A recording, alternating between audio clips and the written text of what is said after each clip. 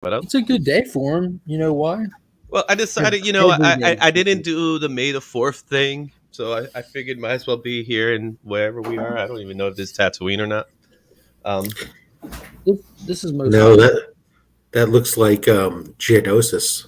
Wherever it's at, it doesn't matter to me. Isn't that where the Clone Wars started? Yeah, well, it's where, yeah, sort of not really, but it's one of the places it happened.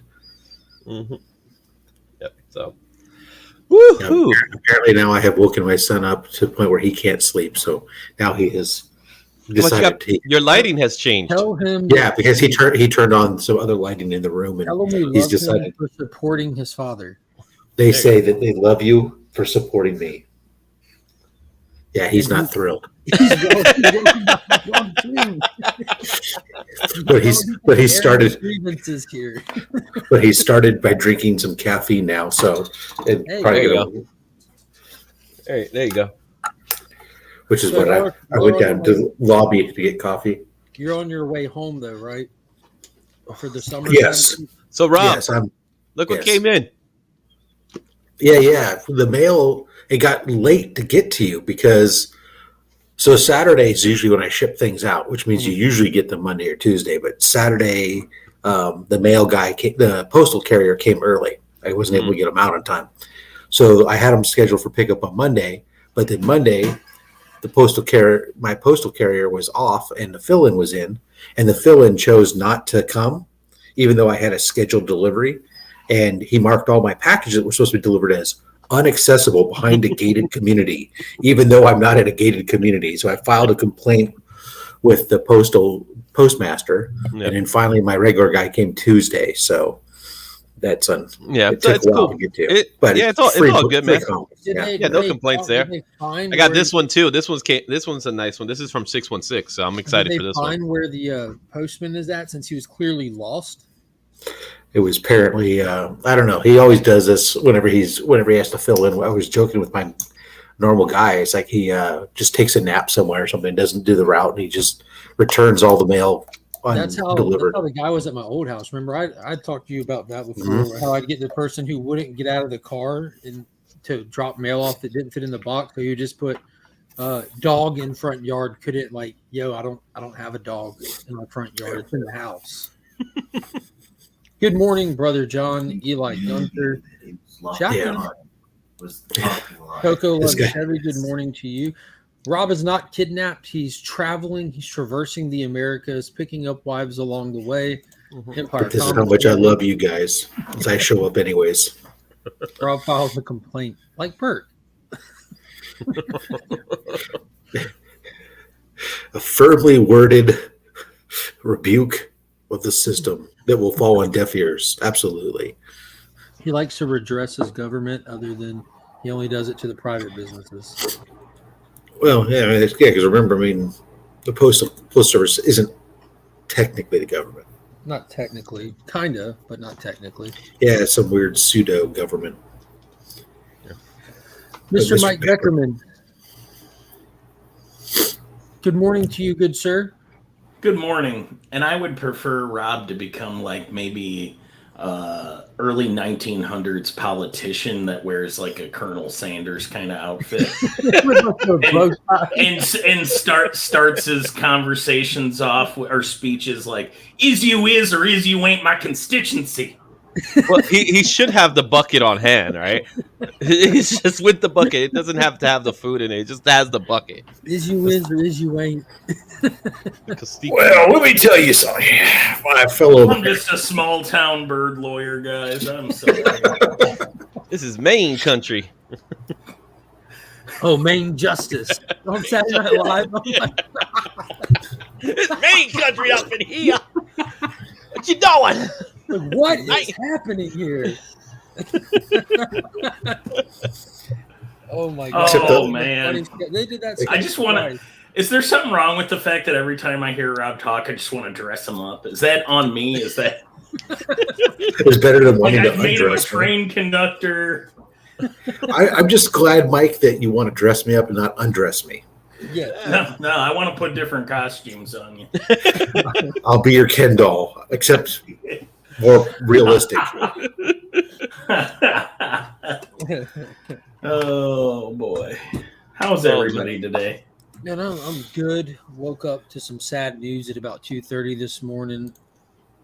Another channel member, another channel in the community has gotten hit by the YouTube monetization lords. Yeah, I saw that also. Which channel? DJ got the same email. Well, us channel members got the same email that went out to Burke's channel members. Yeah, that stinks.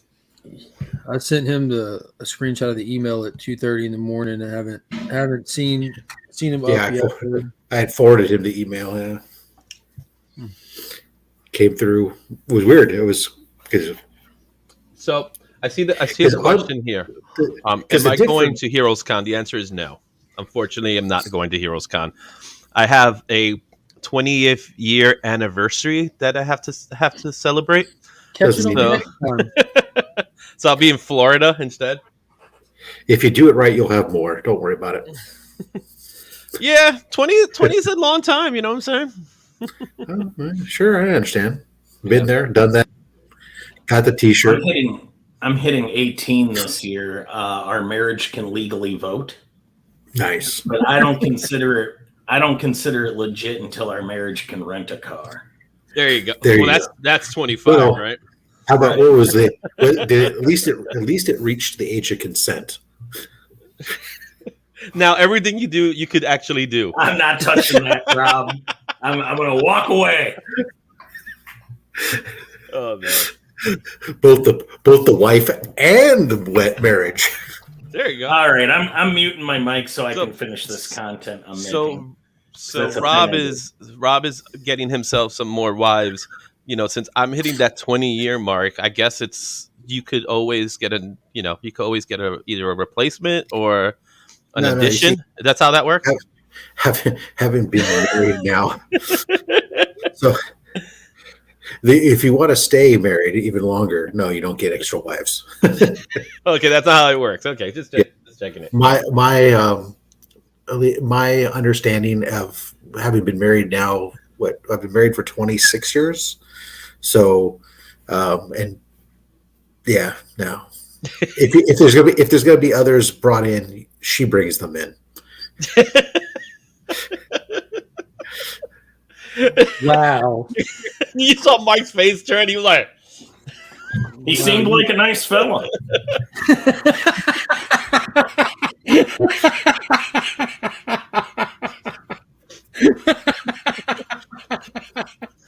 It's like, this is not what we talked about, huh? Was it supposed to be this way? Oh my god. Oh my god. He seemed like a nice fella. Waiting 12 years, married this month on the 17th. Oh, congratulations there, Flasher. Yeah. So you're saying there's a chance. That's right. There's a chance. Oh, wow. The 17th. That's when I got married, on the 17th. So Flash and I, we share a anniversary date. Cool. It is weird that everybody in my family got married on the 22nd. My brother, myself, my parents. Yeah. Not in different months, obviously, but man, everyone is the 22nd. It's like, huh, interesting. Now we got married. We got married on the 17th of this month of May, and it was done so it could be before Memorial Day. So whenever we would go on a trip, it was child was born. Well, no. The child was born 5 years. So it's a little I'm just teasing. No, but I'm just saying, it's like, I'm from New York, I'm from the Bronx. Of course, that's usually how it works, right? But the reality is that we wanted to do it right before Memorial Day to avoid any of the crazy traffic that follows. So we're actually you planned your wedding around the traffic. Oh yeah, it's perfect, man. Who gets married in June? In July? You know what I mean? It's like I do it in a time frame that works. I had to think, when did I get married? It was October. He has to think when he got married. I had to think about what month it was. Hold on, let me consult. It was March. Yeah. We got Never, married never forget your anniversary. Tattoo it on your body. Oh, that's a good idea. Mm-hmm. That's what I did. It's like oh no, that's a bad. No, Anniversary, birthday. Put numbers there. We definitely don't put numbers there. I was gonna say, was it on your arm where you can just look at it? But then I'm like, nope. No, that's my kid's name, so I don't forget. Yeah, names are fine. See, on the arm. You don't the do date, numbers. the names, bar mitzvah. Just put a whole bunch what's my social security number? Oh yeah. You like Calendar Man all over again. Lake called In Time. It's a slightly futuristic movie where all currency is transferred over to time that you get to live. They've successfully isolated and isn't that the targeted the aging gene so nobody gets old anymore. Is that the Justin Timberlake movie? Yeah, him and Amanda Seyfried. Yeah, I remember when it came out. I didn't. It's decent, man. It's really decent. So what's going on with this writer's strike? You know about the writer's strike happening? Yeah, the writer's strike is screwing up with talk show television and Saturday Night Live. But there's as of right now, the talk show TVs that like are happily participating and going dark. Like they're going dark. Jimmy Kimmel. Mm-hmm. They can't do anything. They have no writers, so they have those are the shows that get. I'm sorry. Yeah, those are the shows that get hit immediately. The movies are so far okay for the time being, but if this strike goes longer, then it actually does affect the movies. And this is all stemming out of streaming services. Yeah, it's all about streaming. It's all about streaming. That's the big thing. The other thing is that the actors union is actually in negotiations, and then the directors guild. And once that happens, then all hell happens, because if the actors strike for like 100 days, right? Yeah, for the writer's strike, and we got garbage as a result. Yeah, it killed Heroes, Transformers 2. What is some other stuff that was like direct? Quantum of Solace were direct. Yeah, and then a lot of things were just delayed too. So they was like, let's just not move forward, because is Freaky saying good riddance because he's against writers? I'm confused because, I mean, as a writer of comedy gold himself, I would think he would be in solidarity. Who's on strike right now? I mean, I know that there's a delay. There's a delay, so I could have that good riddance could be out of context, but I wonder what it could be too. Just bad writers. Okay, yeah. Okay. Disney writers. There's some good writers out there too. Yeah. So Jeremy Adams was posted a picture out participating. He's the one responsible for writing the DC, a lot of the DC animated films, television shows that people are big into. Yeah. So if anything is written, it's okay. So if it's already written and it's ready to go, then they could start filming. Yeah. If they're in the process. James Gunn turned in his first draft. I do like how like you have a lot of these people who are like, I support the Writers Guild. Also, I just turned in this work, and this project isn't affected by it. Don't worry. Support the writer's strike. Like, yeah, people supporting it but not participating. And now, dear ChatGPT, please write me a movie about a man who has a challenge he needs to overcome. Well, that's part of the reason too, right? The big complaint is AI. Is that another? So it's AI with all this? The AI conversation is part of it. So it's AI streaming. Those are the two hot button topics. So the one that I was aware of is I think the one that I've just heard the most people kind of just mention in passing when, the little red carpet questionnaires and stuff like that, when people walk around the microphone at celebrity events, it's the explosion of job opportunities because of streaming service, and the way that the studios and stuff responded is with lower pay and shorter contracts, which I don't necessarily like. I mean, isn't that just kind of like the natural cause effective thing? If there's less, if there's more work, people aren't needed as bad, like we can. There's more work. There's more work. There's actually, you have greater need because you have more projects to write and fill, but they're not shorthanded for writers either, though. Apparently, They're just Problem not. is, what They're just could not be like considering- comics.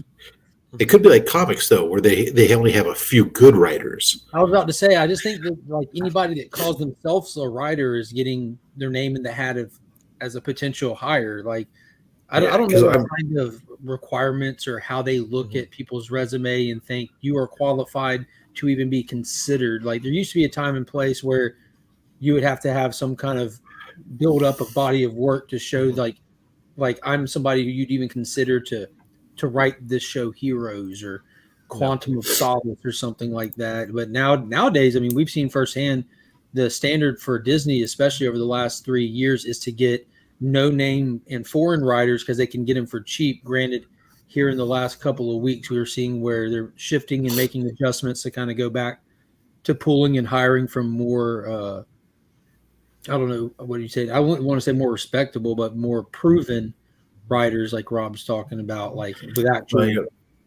Because now that I'm thinking about it, Yeah.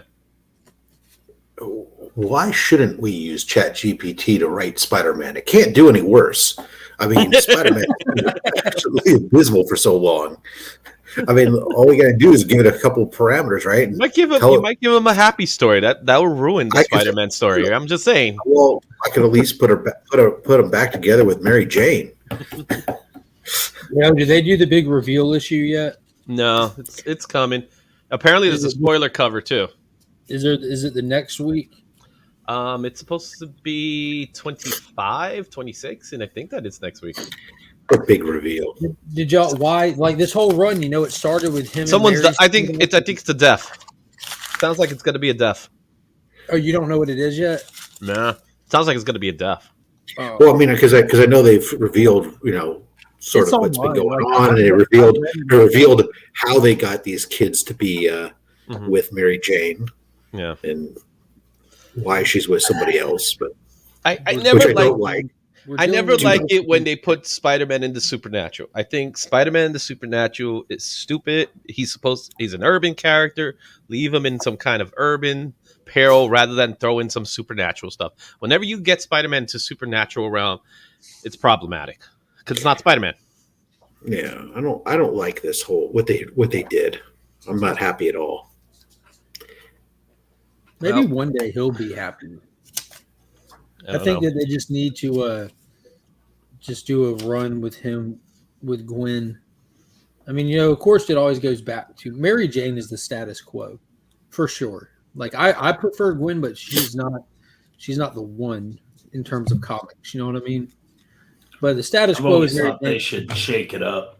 Get Felicia, not focus so much on Spider-Man or Peter Parker. Maybe introduce a new character. Maybe somebody in body armor and a skateboard, switchblade coming out of it. I just think people would enjoy that more. What about somebody who might be maybe, I don't know, bouncy? Bouncy. Yeah. New Warriors was a Spider-Man family book. Well, he towards should probably the end of the first volume. So the one thing they've never done with Spider-Man, and they always try to avoid it, is get him divorced, right? It's either end the marriage in some way without divorcing him. Well, not just get him divorced and he dates someone 20 years younger than MJ. That's why break him and MJ up? Why can't you leave them together? I'm an MJ guy. I love MJ. Don't get me wrong, but that's what they've been dying to do. They're trying to been ending that because Spider-Man can't age for some reason. They've done it before. Like, they haven't been. It always will go back to Mary Jane, though. At this point, they've not been together more issues than they've been together. For real? Dang. Well, considering that they didn't get married until until the 200s, 80 something. What was it? I got the book, but I don't remember what year was it. Well, it's an annual, so I mean, yeah, it was in the 80s. I know that much, and. They haven't been together for quite some time. Yeah, Good morning, Tyler. Put him back with Betty Brant. Why not? I didn't know if you were coming or not. Because what they haven't been together basically. Well, yeah, since Brand New Day. So yeah. Well, I got a question regarding to the writer's strike because I was actually thinking about it. How does it affect wrestling writers? So far, they said it I thought that was real because they're not part of the Writers Guild. So that's why the stories have been so garbage. I guess. I don't know. It's because it's wrestling, bro. You gotta. Yeah, I was telling somebody about writing a wrestling story can't be hard. This guy hates this guy, and that's the reason why he hates him. End of story. Done. Move on. They're listening to I watched that Bret Hart biography. Well, we all know that Vince can do it.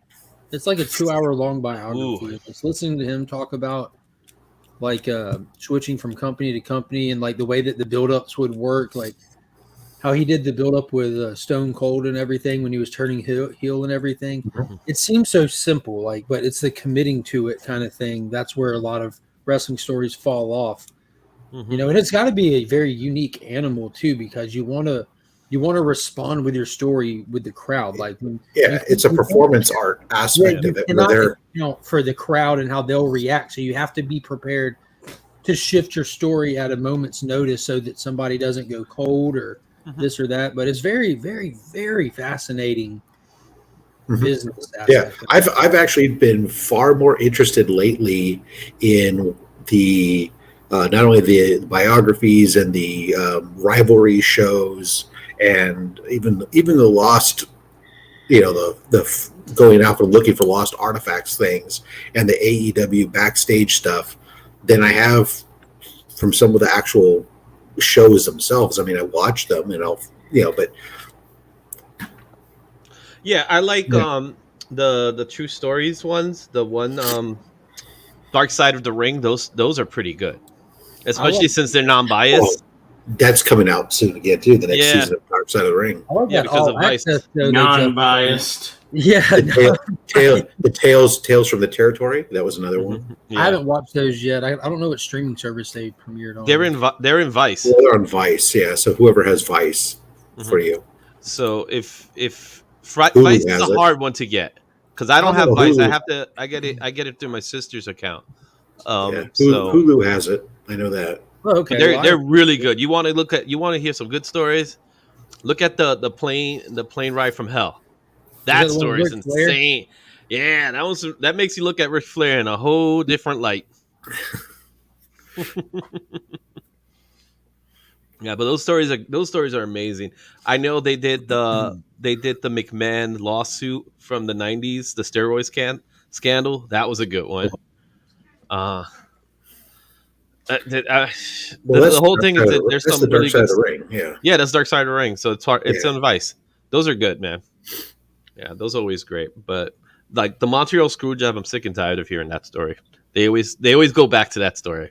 It's an easy one. I like how it all ended though, with actually Bret and Shawn going in the ring and squashing it. With a handshake.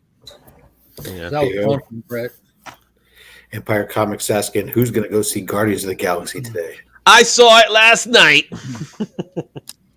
I'm going to attempt to go see it. Also. I went to a concert last night for my wife's birthday. It was actually really fantastic. They were great. I'd never listened to this band or heard of this band before taking the wife to see them, and it was a really good time. So because of that, I'm forced to try to figure out how to see it some other time this weekend. So I'm going to try to hit up the free comic book day stuff tomorrow, and then go after that. Yeah, without giving away spoilers, it's really good. It is absolutely a tearjerker. Yeah. There's gonna be moments in that movie that you're like, oh man, you know what I mean? But it's a James Gunn movie. I'll give it that much. The one thing I am upset about is they did Adam Warlock dirty. That's how I look at it. Was he good in the movie? I can't. Really? Well, he was the typical, Just yes or no. Was he good? I can't really say yes or no because he didn't start. He didn't start good. It's a typical a good guy. I mean, I liked it. I did not like it. I didn't like it. I saw where they were going. Right? I accurate to the point that he was just born and he's acting like a buffoon.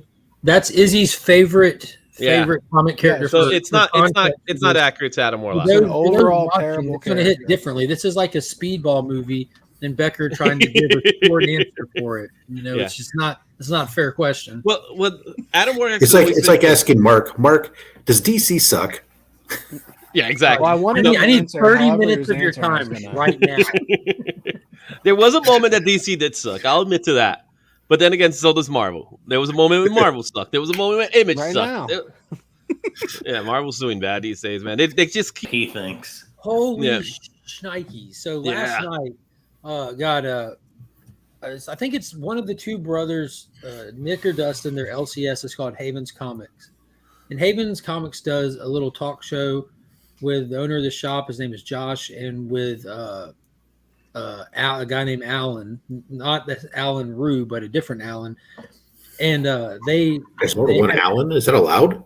Yeah, this one is Alan, Alan, Alan. But they had Howard Chaykin on their show last night, and I went to watch it. And I'm like, dude, how does this only have 17 views? It blows my mind because I absolutely love Howard Chaykin for the exact reasons that they were not ready for.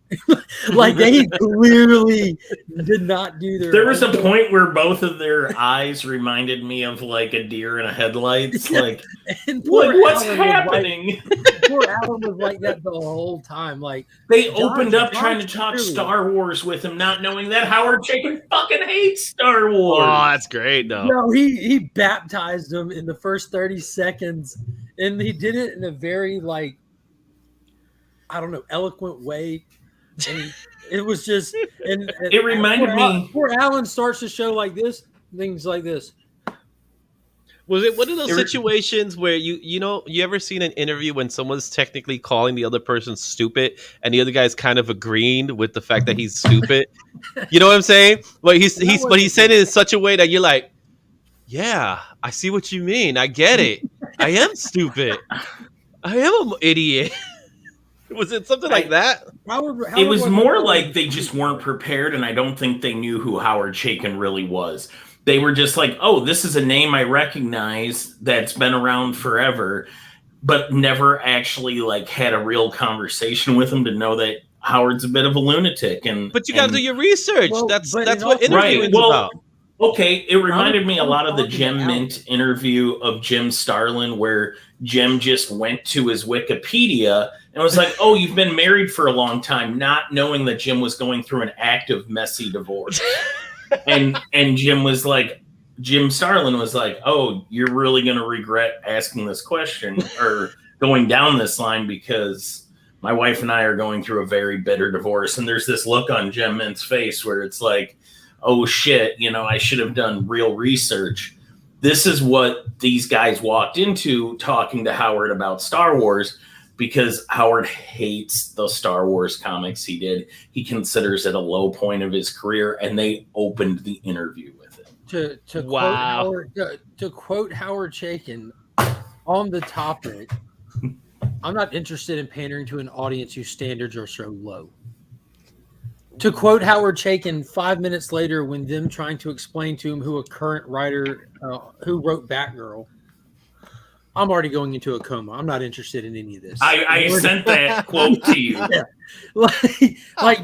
And this isn't like some oh, you guys got to put that thing in the chat. So it's not some shift change in Howard Chaykin. This is him since the 80s. This is why. Yeah, he's been like this. Yeah, this is why his body of work is what it is. Why he's a legend in the industry. His views are his own, and he does remind people that he'll say something that's very, very his opinion. He'll say, "Now this is just my opinion." It took him 20 minutes to talk about American flag, which is his best fucking and work. Chaykin brought it up. Chaykin brought up American flag. Yeah, he's like if you don't know who Howard Chaykin is and you don't know what American flag is, you absolutely should not deserve interview to have that interview.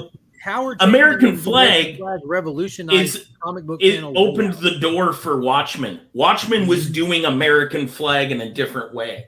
And if you don't know that, well then, Jesus, don't interview him. So stay away from them. It got 24 views right now. I'm a few of those views from popping in and out too. Okay, it has a few views because it has a few subscribers. That's why. Now Josh, who's on the left, he's been in comics for a long time, and he knows who Howard Chaykin is in terms of his body of work. But I think I don't know, because I was talking to Alan on Instagram after the fact, because that's how I didn't even know they were having Howard on. And he put a comment out saying, like, if anybody watched our show, kind of apologize. He was kind of a dick, da-da-da-da. And I saw him say Howard. I'm like, wait a minute. There's only one Howard I know that can garner this reaction.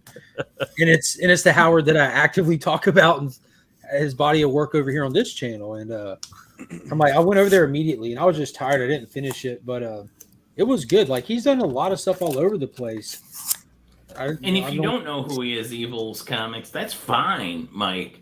I'm not saying that you have to know who he is, but you should know that if you're going to interview him. Interviewing him as well. No, if you're going to interview someone, you gotta know what you're going to talk about. In all sincerity, with Mike being who Mike is, Evil Mike in the chat there, being that he's like a legitimate, takes the time to read stuff in detail and review it. Howard Chaykin is a comic book legend who revolutionized numerous aspects of the industry, who's done numerous short stories and runs that are worth you checking out because you would love it for it, just its uniqueness alone.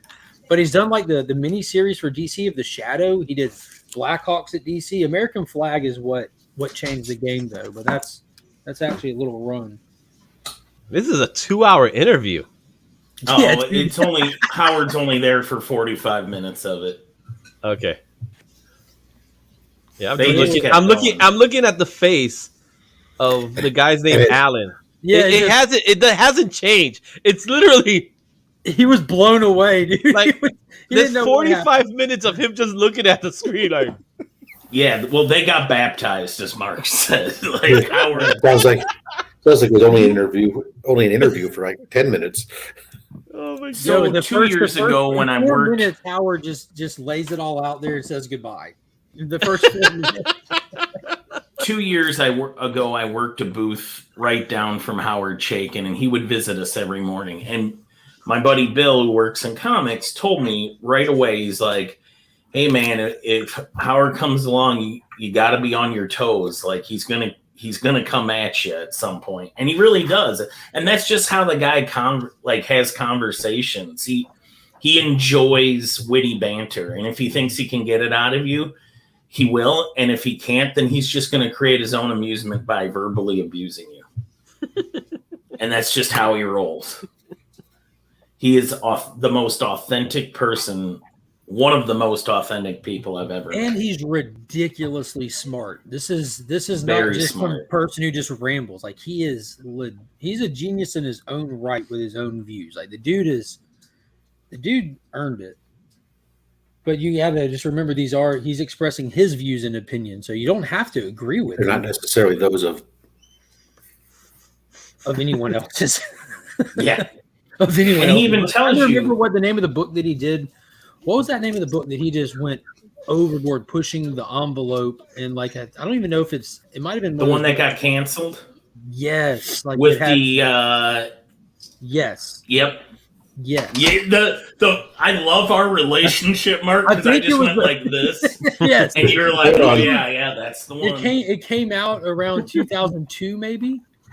There you go. You guys have a private conversation. No, the rest of us will go back. And I'm intentionally like he's Get the continental breakfast. It's a canceled book, so I'm intentionally trying to play charades here for good reason. You know? It was after 9/11. I know that. Hey, Izzy, you remember that one with the guy who did the thing about the thing? Oh yeah, that thing.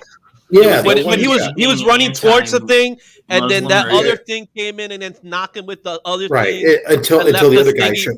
And then until that other guy showed up. Yeah, this is how Howard started the interview. He's like, you guys are stupid for doing free advertisement for corporations that hate you, and your audience is dumb too now. Let's start the interview.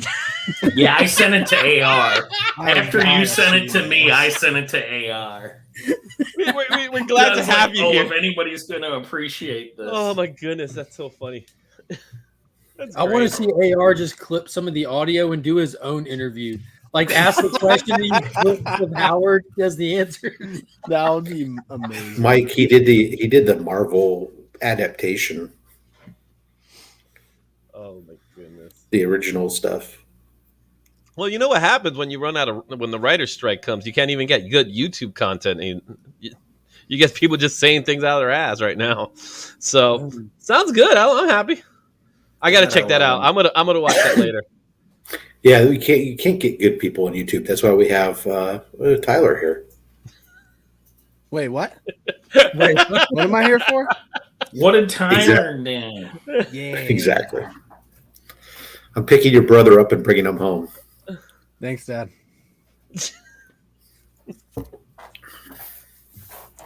I remember Howard would like pump us up every day. Like he would walk down the alley. He's like, "All right, everybody, they're coming in and we're going to take their money."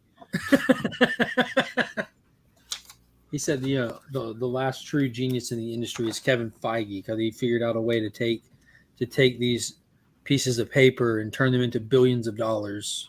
Yo, dude, when they asked him what he liked about the form, I'm like, oh my God, this is why I like Howard Chaykin. Like when he gives his explanation of what he likes about the form of comic books, I'm like, that was the most authentic, genuine, passionate answer for comic books so good ever. The page. There were so many points of that interview where like I was just waiting for the answer and buckling up, you know. He's great. Oh, there's your daughter, Rob. Hi, Maggie. Oh, it's a family affair now. So have you officially adopted Tyler at this point, Rob? I guess. Yeah, it's nice to have my daddy with me on YouTube. Oh God. Now is that daddy with a D or a Z? Is it daddy or zaddy? With a Z? Yeah, that's a thing. What does it mean? I've never heard that. When that video came out of that guy dancing on the side of a parade with the beer cup, I'm sure y'all saw this clip. Like I was looking at the comments under it. This was last year. Don't be so sure. Remember, I'm old. Oh, you It definitely was have. probably in Zaddy, California. a sexually attracted man, especially an older one who is fashionable or charismatic. Oh, definitely Zaddy then. Are you kidding me? Rob's our I don't know. Zaddy. I don't know how to a fashionable T. I am, but so Your fucking mustache fashionable. says otherwise. Yeah. Cargo shorts and a DJ t-shirt. Links. The epitome of fashion right there. What are you talking about? What's that? I'm so fashionable, my shirt sports a mustache. Yeah. There you go. Good stuff. So you guys were talking about the writer's strike, and there's really like a few points they're going for. Did you talk about the points? We have not talked about the points. We just talked about the general concern that we've heard is for the streaming service boom issues. And Izzy mentioned another one that I already forgot. So there's only a couple AI. of ones. AI. Yeah, that's definitely the biggest one. But there's only a couple, so I'll go through them really quick. They want increased Take pay. your time. Take your time. 50% of the writers are at minimum wage. And what I understand is that writers. Well, 50% of the writers are minimum talent. Maybe. Pause. Do we know what are you saying? Minimum wage for the state wage they live in, or minimum wage for the industry standard? So there's a minimum rate. I guess rate is the They have a rate for during product cut. Okay. That's one. They want better residuals, I guess. Yeah, the residuals they got is ridiculous. Yeah, that makes sense. If something explodes, they should be compensated for the explosion. But that's the point for broadcasting. For broadcasting, yes, but and we're talking about ABC, CBS, but we're talking about streaming. Streaming, they get the whole thing about all these different guilds has been that all the contracts were written based on broadcast television and stuff, and were never written about these streaming services, and so they're trying to get caught up and say, hey, just because it goes to a streaming platform or something, we should still get. How do you calculate residuals is a little bit different. Was part of the problem as well, because residuals in the past for a TV show is much easier than it is for a streaming service where it's just there, but they do have the ability to count how many times it's viewed. So yeah. The next thing is staffing requirements. So what they'll do is they'll take, maybe there's 15 writers, and on set they'll bring 3 writers in of those 15 writers that are on the project into what's called a mini room. And those 3 writers get to stay on, and the other writers get sent home. So they don't get to stay on for like whatever that amount of time is to get the full pay and full benefits of being a part of the show, even though they kickstarted the show. They're basically like streamlining it so they don't have to pay as many people, and they want to get rid of that. Can I see that shirt a little better, Mark? It's in the chat, DJ. Shorter exclusivity deals, so that way they can. It may be HBO Max or whatever for 5 years. Well, they want it to be shorter so other people can get in to pay, so they get their money. And the biggest thing is the AI. There's rumors that companies want to take written work and submit it into the Chat GPT or whatever to teach Chat GPT to write like these writers, and then that will create something like they create that will be new and not the same. So they want that eliminated. That is definitely like the biggest thing. That's crazy. Super crazy. You know what's funny is my best friend's husband is in school right now, and he's going back to get a CPA thing, but he's in some class where he had to write a paper, and he used AI affecting the real world. And he was kind of arguing from a standpoint that AI will not replace people. And I was telling him it absolutely will, because like he was doing that paper around the same time that the AI comic book stuff was being talked about and everything heavily. And now it's it's firsthand affecting the writers' strike. That's pretty wild. And it has a potential to affect people from the standpoint of making certain, in most of the things that it's going to do, the ability to reduce the number of people needed for something, but not necessarily to completely eliminate. That's what they don't want. Yeah. Because like in the customer service industry and stuff where there's huge efforts to utilize AI, it's still not to eventually to replace people completely, but to help augment and support and reduce the need to, you can staff a staffing center with maybe only 50 agents instead of 300 agents, There's full-on McDonald's that don't have employees on location. Yo, can y'all hear me? Yes. Hey, DJ. Yo, good morning, everybody. No, thank you, Rob, for sending me the link. I was having trouble with the audio. Yeah, it takes me a while because my computer, I'm on a Chromebook that's super laggy here on the hotel internet, but I saw your message. Sorry. Rob, thank you. And I appreciate this working girl point of view shot, Rob. Wow. Okay. That's my dad. It isn't the only demonetized channel that matters. Yo, so oh shit, Mike went straight for the jugular. What happened? Right in the middle of a big drive, huh? No, it's fine. I got caught. I'm appealing. I still meet the watch hour requirements by almost triple. I'm good. We'll be back. We're on a break. That's it. I'm not gonna make a video whining about it. No, thank you for that. Is it one video or multiple videos? No, it's multiple videos. I knew what I was doing. I knew I was doing. Okay. Whatever. It's only a matter of time. You gotta run with the devil on your back. Sometimes he weighs you down. And that's what happened this morning. And it's all good. We'll be back. I'm actually in the process of appealing now. I deleted all those videos. I'm still eligible. What videos were it? Were all the offenders? shorts? Yeah, like the shorts. The shorts. Yeah. So what happens is we get caught up in like, oh snap, shorts are doing the thing. So let me do that. And whatever. DJ, you should. And you don't make original content for your shorts. You just take something else. Is that what it is? Yeah, half and half. I went through all your shorts this morning, DJ, from inception, because as you saw from. Hold on, wait a minute. Time out. You have to be specific. My YouTube. Yeah, he was going through your shorts. No. He was your laundry. All of them did, but so that was. I went through your underpants. I went through your shorts and was looking at the views and the content. I'm like, let me see here. So I went back to the beginning because we were talking when you were first starting them, and you were trying to find a little niche to do, with the new comic book day video. the this and that. Yeah. And you can see where the views favored the clip stuff, and then you switch to doing like 3-to-1 clip to content stuff now. Yeah, 100%. So you're at a 3-to-1 ratio at the moment. I'm 1,000% in the wrong. I don't think, but they're not strikes though. Like I don't They're not strikes. To believe that. There's nothing against the community standard if your watch hours are like they are. You know what I mean? Or guidelines. Damn it! We got too many Illuminati members showing up. That means Nick's on his way. That's how we do it, baby. I prefer not.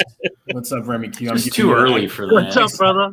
I'm giving you an Eskimo kiss right now. Yeah, but I'm happy to hear that you're still well beyond the watch hours. Because without speaking to you, I'm like, all right, where he's moved to 1 live a week, and then if you look at your uploaded recorded content, you haven't posted anything in 10 days, and it's just 1 a week. Yeah. But so you know what's funny about that, and this is just bad timing. So tonight on In the Mix, when we were going to do our celebration, I was going to announce I'm not doing recorded content as much, only because I'm in the process of fixing the room, the other room, and we're almost at the finish line, right? So this weekend we're going to finish the compounding. Then next weekend, we're going to finish the painting. I can't record in the room that I'm at anymore. There's so many boxes in there. I feel like I'm boxed in.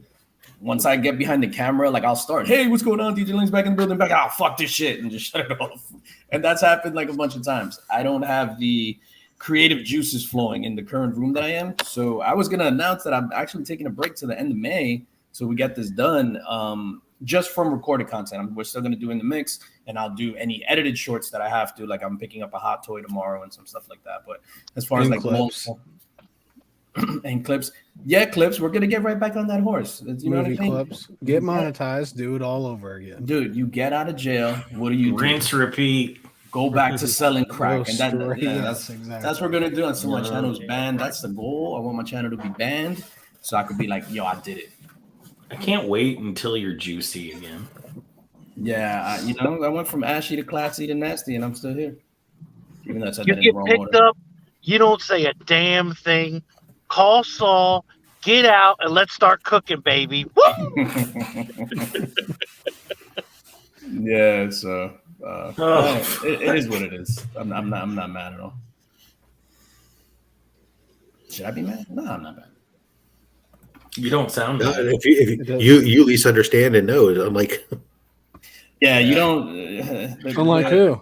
The meth dealer shouldn't get mad for being pinched. You know what I'm saying? Yeah, that's So right. I saw the It's how you play the game, right? I saw the email saying your monetization has been paused. I'm like, yeah, but does that still qualify me for the PS5? So somebody, PS5 or we riot. so what happens? Let's just say if nothing works out, if I'm not getting if I don't get remonetized, whatever the case may be, the PS5 is still a go, no matter what. I have all the April members in a sheet that I did because I had to collect the April members, and then I'm going to compare it to the May members. So if we're not back on the horse by the end of May, I'm just going to use the April members, and that. I love you, and I hope nothing but the best for you. But I hope to God they don't open up that membership button again till the end of May. Keep your pool small, my guy. Well, no, the pool can't grow; it can only shrink. Oh, shit. That's So- what I'm saying. So if they open YouTube, it back up, are you then it can watching get YouTube? smaller. Mark has copyrighted content as well. YouTube. Actually, Snitch! say all you want. Guess who doesn't have copyrighted material on YouTube? I have one long format video from the Black Mark Panther can't even premiere. edit. He can't. He can't even edit. He's free of that. No, but in all sincerity, I went through my entire catalog today, which I have a lot, and I have zero copyright claims. I have 2 videos that have partial ad suitability monetization where I'm still all clear. Are we really going to look past the fact that DJ Links just dropped dimes? I'm not. Trust me. Hey, I like that one. members. I like that I knew one. it. Hey, I'll tell you, 100% of my shorts are original. No clips. I don't wear shorts. I wear. No, I've got but I think because of how poor quality of the clipping that I can do, they're like, dude, This isn't. The company, You're losing money here. We're pretty sure this channel's just art therapy in some asylum. Wow. What Yeah, the kid company has don't want this to claim phone? it. Like, that's not ours. That's not ours. Yeah. He's in the same logo. He that just Legion changes of the font. Comics, doesn't he try so hard? I will fold under questioning. I'm just telling you now. You got all the guys looking from the office like, yo, you gotta see this guy. Look at this. Look at this. That's all right. Now, DJ Links video. DJ Links will make it up. He's going to switch to being all his shorts from now on will be card pack rips now, like everybody else, and Yeah, why make aren't we doing 3 that, billion Rob? views. I refuse Do to. you want to split a booster box and do that? So no, I like my shorts to be related to the content that I create for the most part. Well, we don't have to make it a short. It can be a long. Oh, what the hell? A short or a long? Yeah, we can make it a full video, full What about, booster box rep. Every other pack we get the hit. I like where this conversation is going. Just keep going. Keep going. Oh shit. Yo, so part of part of the appeal process, I thought it was just obviously I hate all the monetization requirements. I have to upload a video showing my creative process. So it says how to address this feedback. Explain how you come up with ideas for your video. Show your production process, including any script, special editing techniques, or narrative. What the fuck? Specifically for the appeal. After I You'd just be said, like, I with a can't. napkin. So here's the script. The, That's the script right there. Just take a napkin. Here's the script. Well, didn't you create a video that kind of went over your process before? You just link them to your own video. Like you got that members only video where I use Premiere Pro and this is what I do. That's That's part of it. Nah, fucking, I gotta find that and chop it down. Yeah. All right, so I'm gonna get off just so I can get this done. I want to see if this thing will resolve itself by tonight, so I don't want people like talking about this shit. But anyway, tonight, I'll most likely I'll hop back on. But tonight, 9 p.m. in the mix, we're doing that 3K sub celebration. We're giving out a bunch of stuff. It's gonna be a party. I'll be joined by some special guests and stuff like that. It's gonna be a grand old time. Come and win some free shit. I wish you all the best, DJ. Unfortunately, I'll be in the air traveling, so. No worries. They got internet on the airplanes. Yep. Yeah, not for streaming. Yeah. But I'll You check can't you watch guys out. YouTube? Seriously? What's that? See, Mark is knocking you out now for not wanting to watch my show. Sorry, I couldn't hear what he said.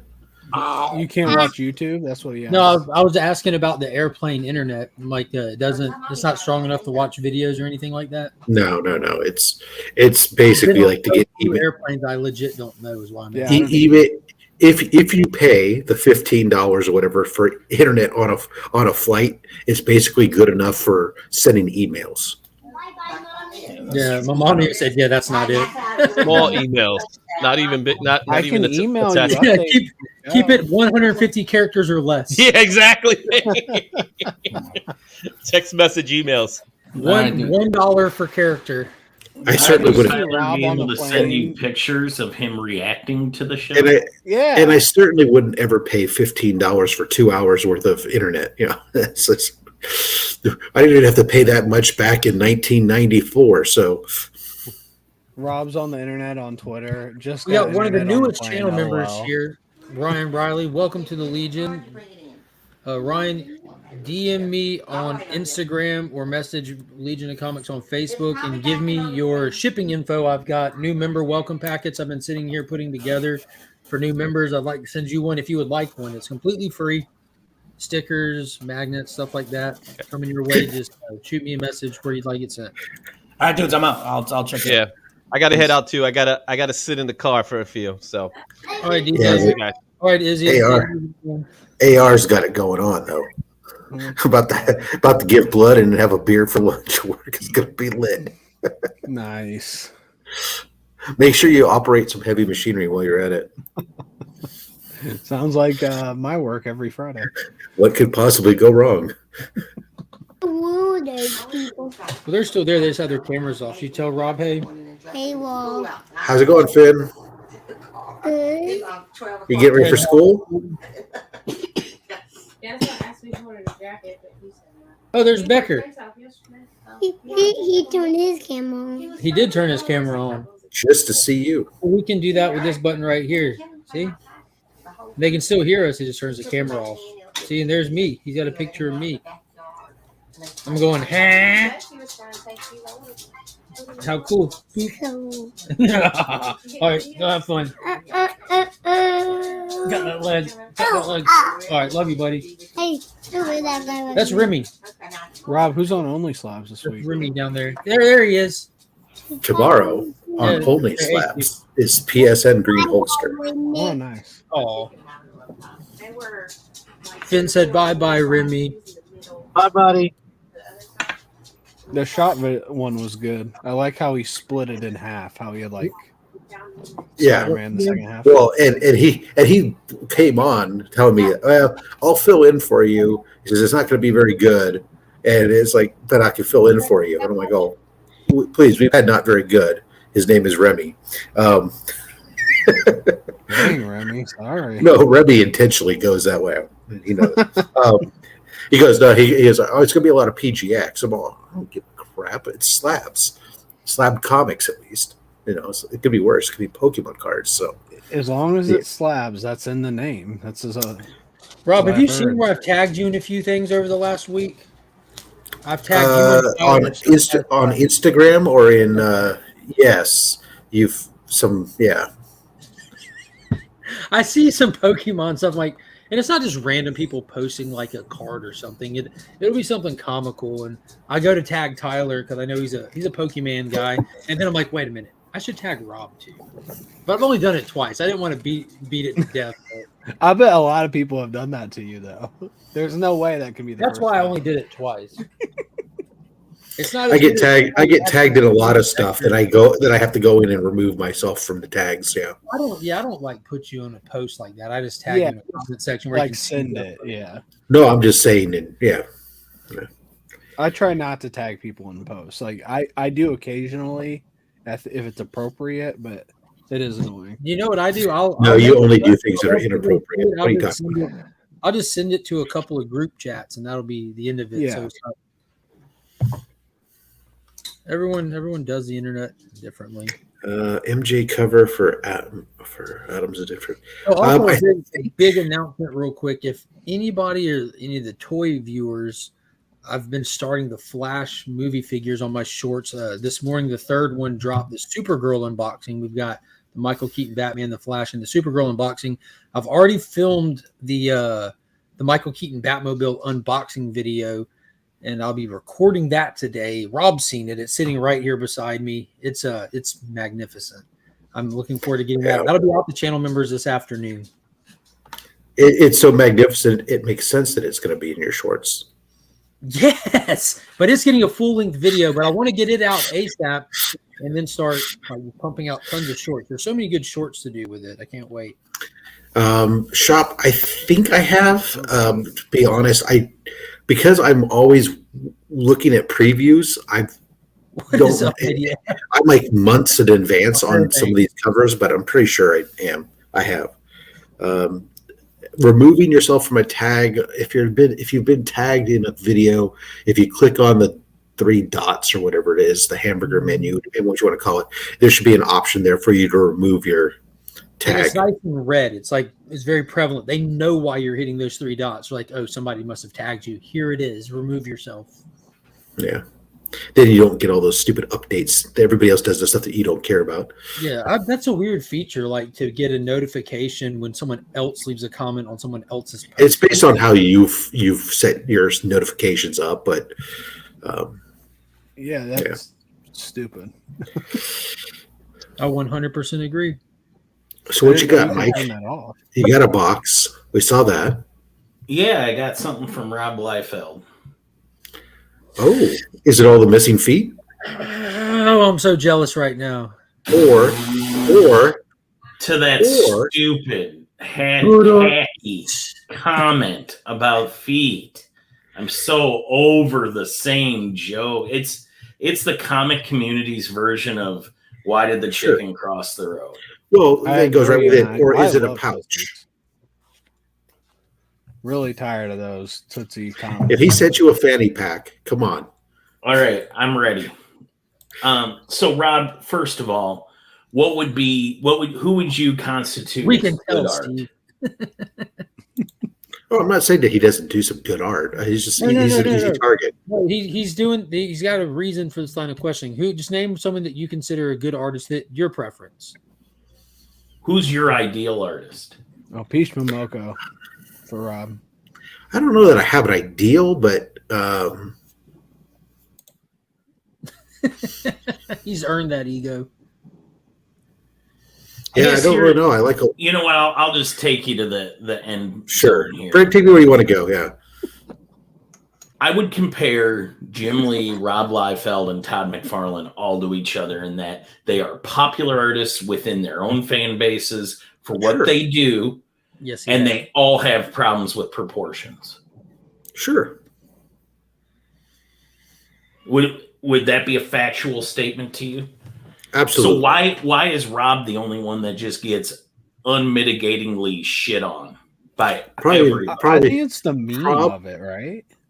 Well, part of it is, I think, probably because he at times is not necessarily been as nice as some of the others, and so if you put negativity out there, sometimes it comes back to you.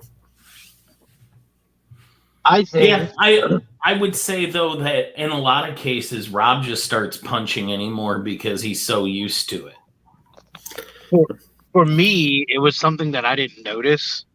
And then when people pointed it out, I was like, oh shit, that is funny. And so then I didn't know either. It's kind of like Nick's finger. Like we didn't notice that for like a year. And now that you know it, it's like, oh yeah, he's Nicky 9.5. Like you got to give him shit about it. Cause it's like, we just now found out.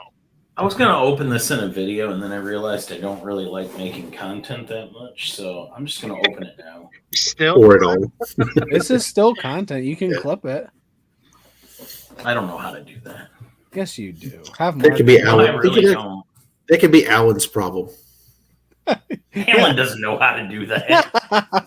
Come on, Alan. Well, I didn't say that he could do it. I said it could be his problem.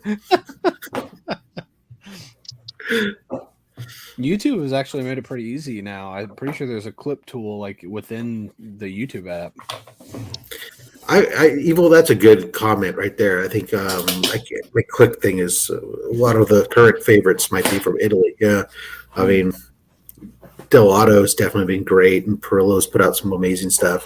I saw Lady F's comment about J. Scott Campbell. I like J. Scott Campbell for what he does on some of the ladies that he draws, but I'll be the first to agree that he draws one form for all the ladies, and he has problems with proportions, 100%. I only like some of J. Scott Campbell's covers, but there's a couple I really like, and that's about it. Yeah. Something like there's a lot of guys that say they put out a lot of good stuff, but some of it's also at times you go, what the hell are you doing, man? One of my favorite artists, and arguably, I mean, I think he's pretty known. He's especially in the comic community, but he is notoriously known for strange proportions and perspectives, and it never affected the way that people viewed him as an artist. You might have heard of him. His name is Jack Kirby. No, I don't. Look, I respect the man, but I don't care for a ton of his art for that reason. His style. His style. I respect it, and I understand why certain people love it. To me, it's not my favorite by any stretch of the imagination for that very same reason. That's So that's what's so cool about art, because it's a lot of this. I mean, there's definitely quality. Like if you see me draw, it's undeniably not quality. You know what I mean? I just don't have it. But when you look at Kirby, like for something it's not your taste, like that's what drew me to his stuff, with those fists coming at you, and the way like he would draw people, like it's just amazing to me. It was so much motion and action in it. To me, as long as you're a good storyteller, it doesn't get in the way. And as for Rob, I can't say I like everything he's done, but I love how people try to pretend this narrative that he was only relevant for like 2 years in the early 90s. And it's just not true. The guy went on to make comic books throughout the 90s, early 2000s with people like Alan Moore, who I've heard of. He's still selling out books. He's still selling out books. Just this week, you can no longer order the Spider-Man 8 or whatever, the Secret Wars homage. You can't order it from Diamond right now. It's sold out. Rob sold the book out. That Cap Deadpool book that I wanted, it's sold out. And then that exclusive signature that he was doing, signature style through CGC, that signature style sold out. And then they opened it up for more, and it sold out again. Sold out again. So all these people are dunking on Liefeld. They're just dunking on themselves, showing that they really don't realize that there's a huge market for them. Like it, I don't know. You ready, Mark? I stay ready. Oh, that came in fast, dude.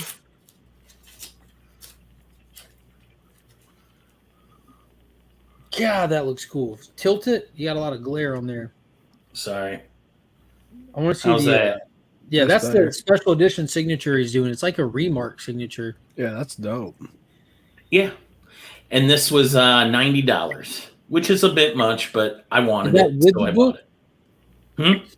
So with the book signed like that was $90. Yeah, with everything that, and then this was $80.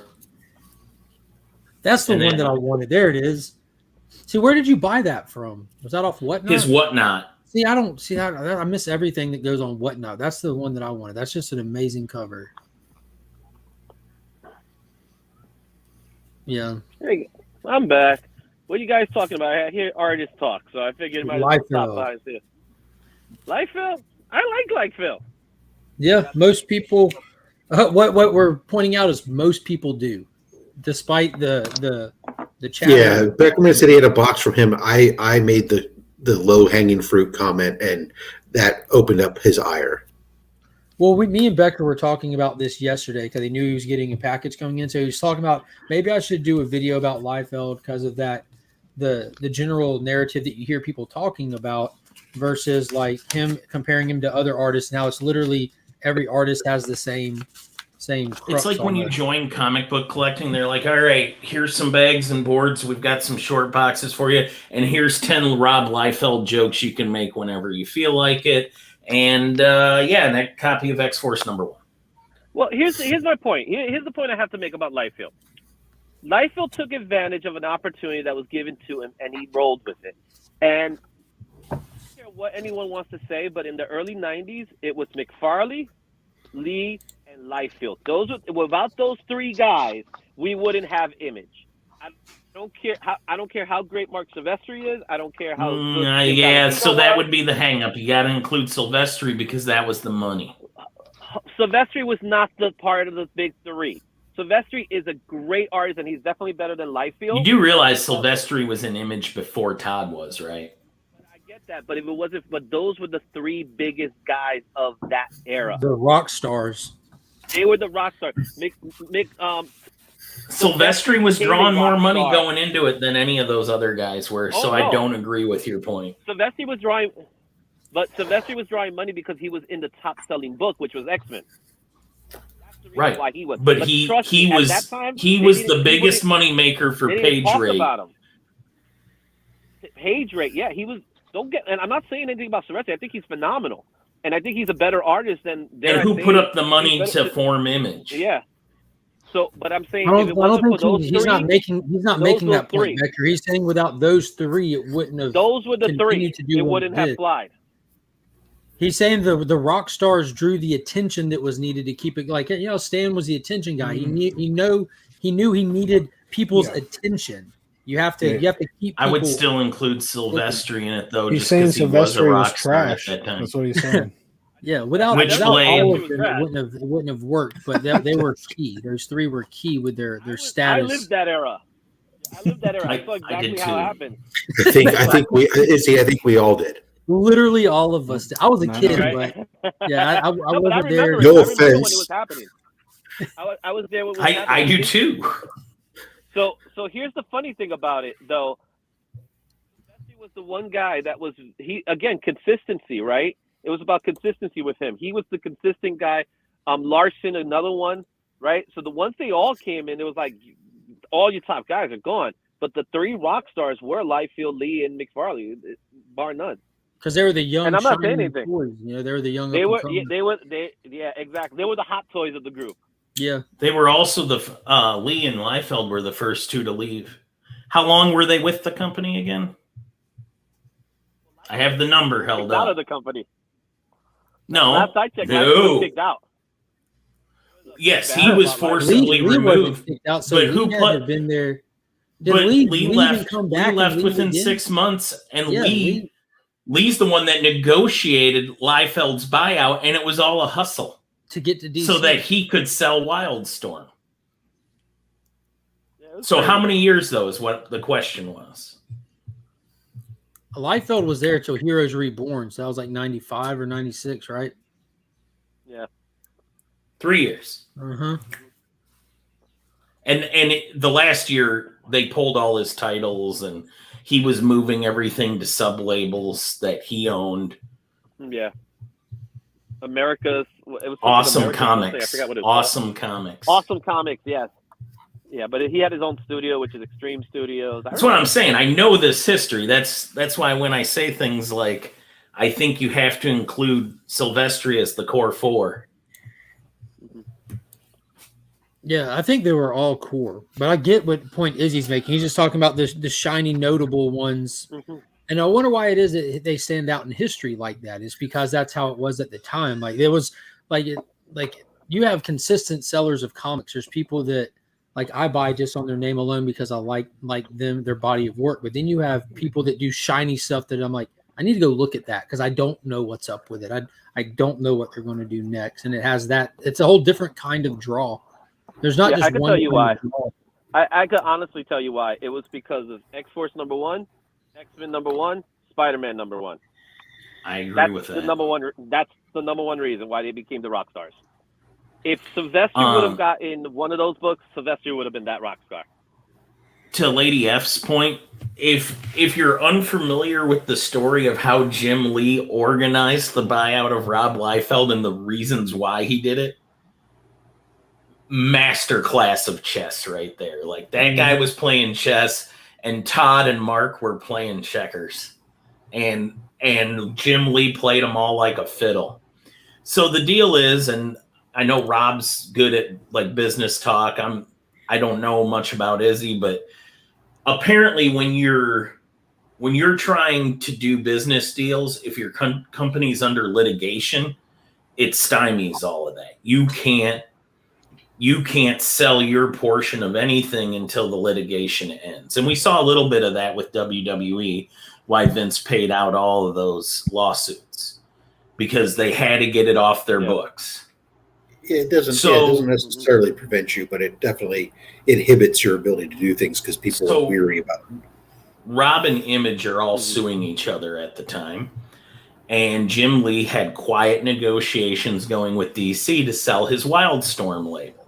He'd already drawn the ire of Todd because him and Robin went and did Heroes Reborn, and they were on Todd's shit list. They were getting called out in Comics Beat, Comics Journal, Wizard, etc. Todd was just being kind of catty about it. So Jim decides he wants out, and he's got this really lucrative option with DC. But he's got this problem. He's got this Rob Liefeld problem. So he gets the board. He's like, listen, guys, Rob and I are the closest out of the group. I'm the only one that still talks to him. Let me deal with this. So he gets the board to give him voting power. He gets to speak for the board in a one-on-one, just him, his lawyer, Rob's lawyer. And when they get in, Jim goes completely off script, what he told the others he was going to do. And he says, all right, Rob, you got to pay this printing bill to Uncle Kenny, and you've got to do this thing, and this is what we'll give you in return. And Rob says, like, Rob couldn't believe it. Him and his lawyer, like, didn't even understand, why is this happening? And Jim's like, do you agree to this deal? Rob says, yes. Jim spoke for the board because he had everybody's votes. And they get the deal done then and there. And immediately after, he sold Wildstorm. And he left. But that's why it happened. And it's just he convinced them to give him voting power so he could circumvent them. And they did it. That's incredible to me. Mhm. But he's the nice one. That's how everybody. Oh, that Jim Lee. Exactly. He's so nice. That dude's a dick killer. He's a business guy.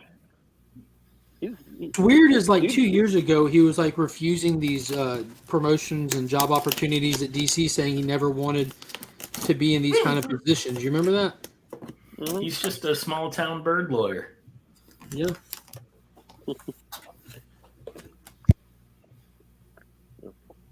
Just a small town chicken.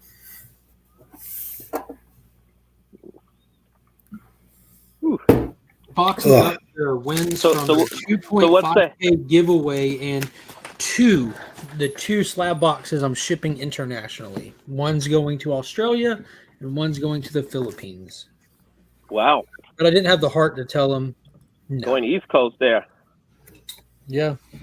Yeah, I had to send something to the Philippines. It was expensive. Yeah. Who's in the Philippines? It's this lady named Kath, Kath, who won it. And she seems like a very nice person, and she came by and supported and stuff. And why not? Why not? I was just curious. Yeah. One is Lee, so obviously I ship to all channel members worldwide free of charge. It's not listed as a perk; it's just something that's happened naturally. Why wouldn't you? So, because some of us put pressure on people to ship everywhere. Yeah. But the McFarlane Gold Label Aquaman's going to Esteban. So DJ won that one and prize gifted it to Esteban. And then Christopher Brooks has not claimed his prize yet for the first appearance Green Lantern, first appearance X-Men, and first appearance Speedball book. What I know is that when I ship to Lee, it's far cheaper than it is when I ship to Mad Spidey. It's on Mad Spidey. That's all on Mad Spidey. I wonder where he is this morning. Well, yeah, it's true. Yeah, he's usually up late, but shipping to Von Hoot's not too bad. Me and Alan just sent a pack of books and a tumbler to him. It was only like $40. Wasn't bad at all. Yeah, for whatever reason, every time I ship anything to Dr. Von Hoot, though, my packages get opened up by customs. I'm shooting 100 for 100, 100% right now.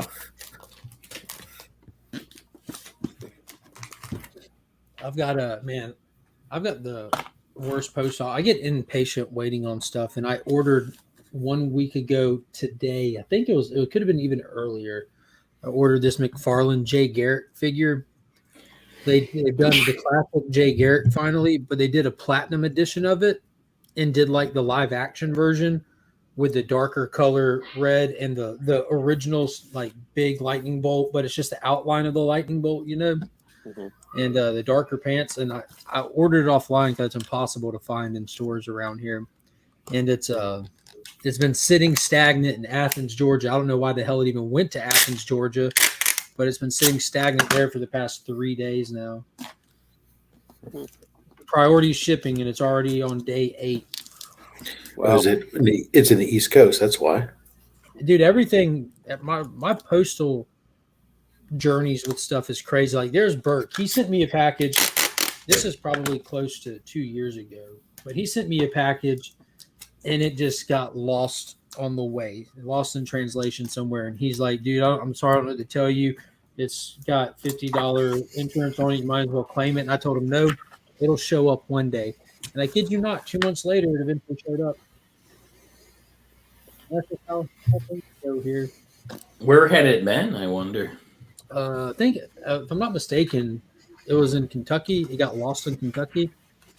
Yeah, Lady Fantastic has sent me stuff too. I still have to open that Lady Fantastic. I have a pile of mail a mile high.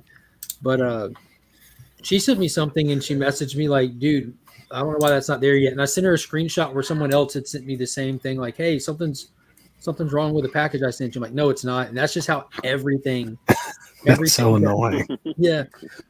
Remember when we were on live when in my old house, the postman left an Austin LeMay slab outside on the ground in my backyard in the rain. Yep. And it was there for like at least a day or two, right? 2 days, yeah. Although I've shipped you stuff and it gets there pretty quick. Yeah, you've gotten lucky with yours. Yeah, Rob doesn't count. I've got a you know what it is. January It's that 2022 from Rob sitting there that I still have to open. I put that sticker on the package and they know, oh shit, that's just from Rob. This man with a mustache, get it, go. Send it to the UK and open it, then send it to Mark. He's like the postmaster general right there. Looking at him like, hey, oh, that's Rob. We got to send it out now, or else he's gonna, file a complaint. Yeah. It's not there in 2 days or less. Ooh, we could dress Rob up as a postmaster general. Then I ordered this. I ordered my first high-end figure. Like I have this Hot Toys Superman, right? But then I ordered this. I'd never heard of this company called Play Arts Kai, Kai, and they do like high-end action figures as well. They're like 10, 11-inch figures, and I ordered this one of RoboCop, the 2014 movie version, but the silver suit, and I'm like ridiculous excited about it. I won't shut up about it to a lot of people. And it's scheduled to get here today, and I ordered it 3 days after. Came straight down from New York. I haven't checked shipping to see if it'll actually get here today, but we'll see. Hopefully they both go today.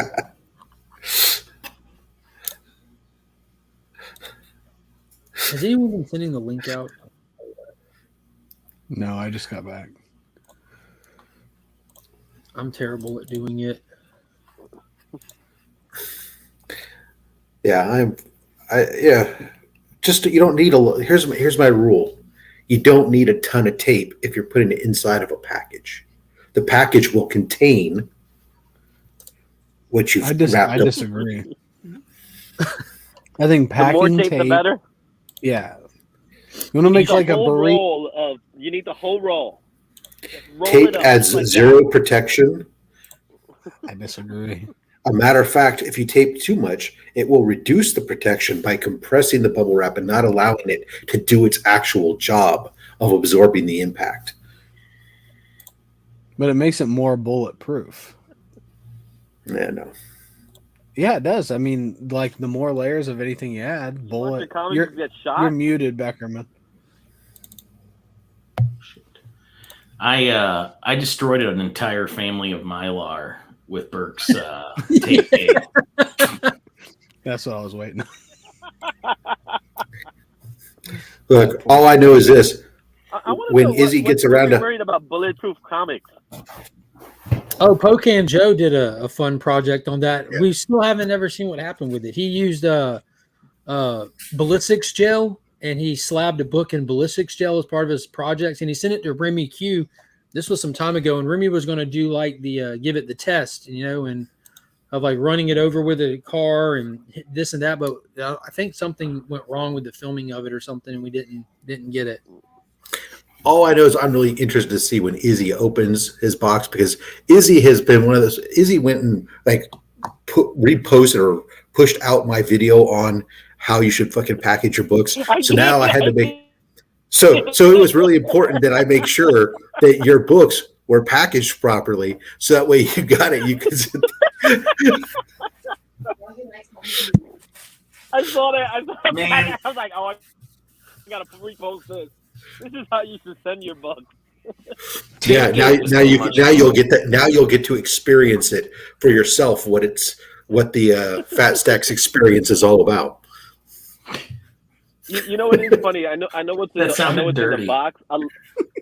I know what's in the box. A lot of the books that you send out to me were books that I was like, I got that. And I'm like, I guess I know what to do with them. But then there's that one GL book that I'm excited for. So the third appearance is Zatanna. Yeah, but the other ones are like, I got that one. But I was like, yeah, what the hell?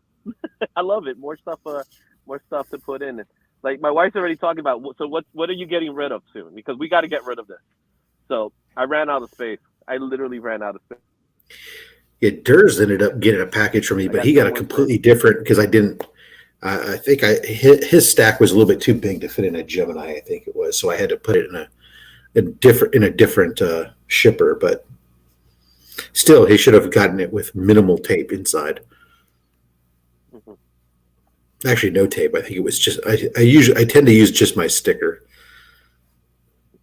Yeah, the adhesive because on the it's stick easy is to strong remove. enough. Yeah, it's strong enough to hold the bubble wrap together, but it comes off really easy from the bubble wrap. So it means you can get to your books quickly. Cool. That's right, Durs. I got My that one. package was too big for you.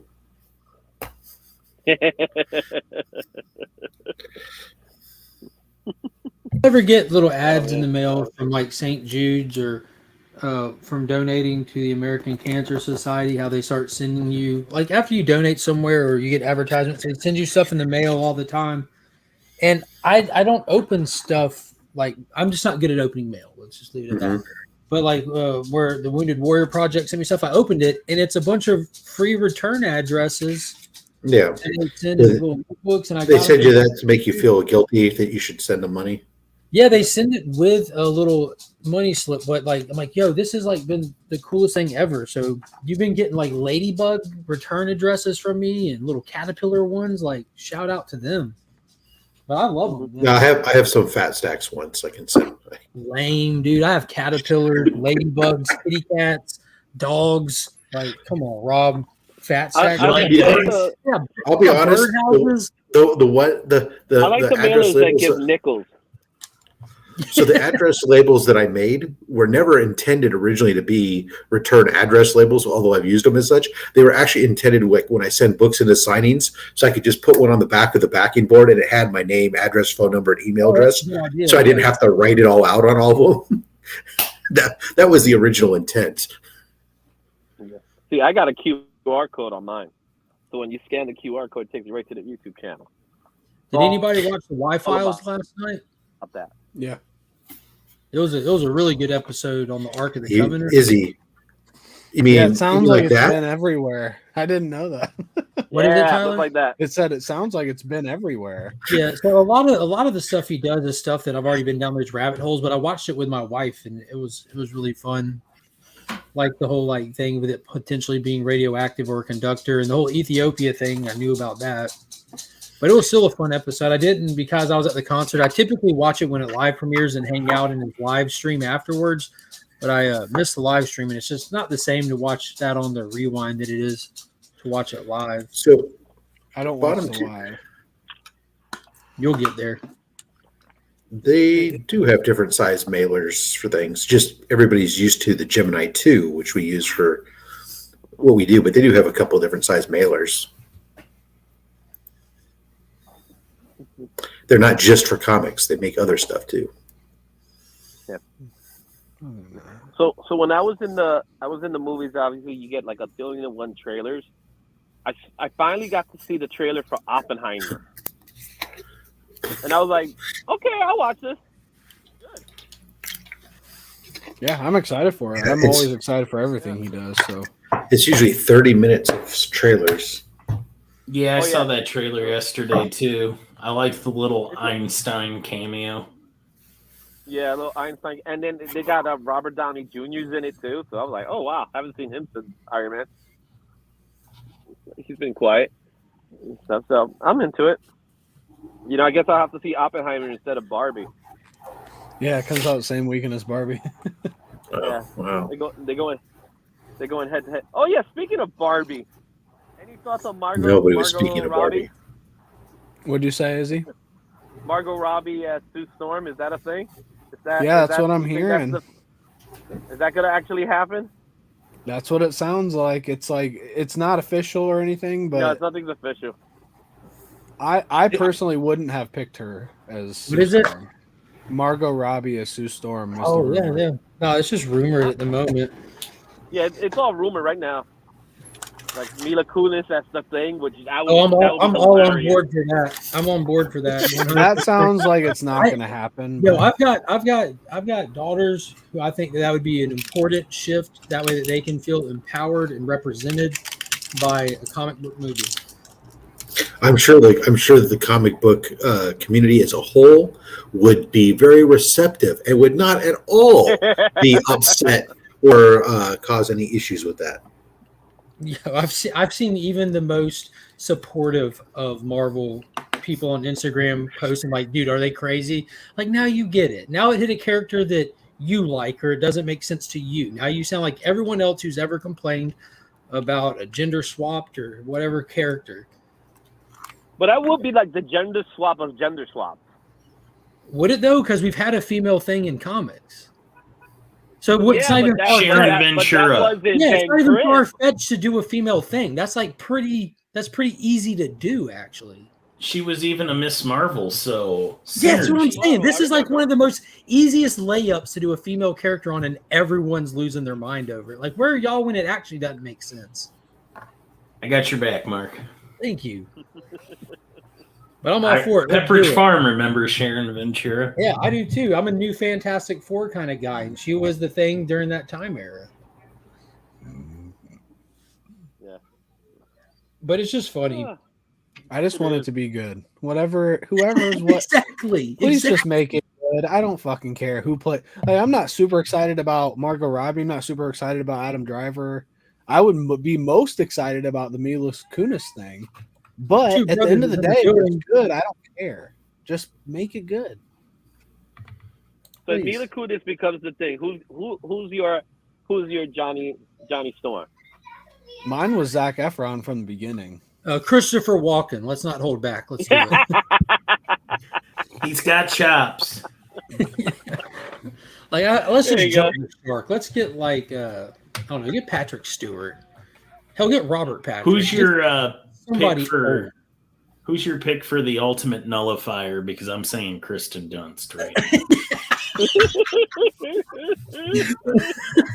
now. Just plays a weapon. and of course we got Antonio Banderas as Galactus.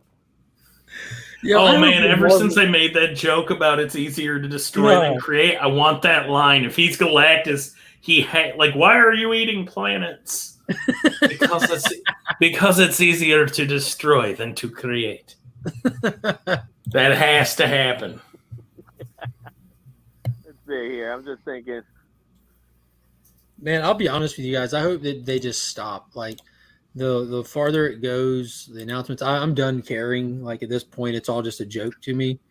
And I know that mileage varies with different people, and there's no right or wrong to it. But for me, like, I'm completely checked out for the MCU. When I see Guardians this weekend, hopefully that's literally my last time going to a theater to watch an MCU film until something drastic changes. It just doesn't. It doesn't until the next one. No, I'm definitely not. But you got Guardians, you got the Marvels. I hope they don't. I'll watch stuff when it hits streaming and all that, but it's difficult to find time to go to the movies, and the theaters are kind of back. You know what I mean? Like, we got a lot of good stuff coming. So there's stuff that I just find myself, I think I'd rather see that, you know? Well, so you kind of bring up a good point, though. If they do have the female thing, then will it be of the new Fantastic Four flavor?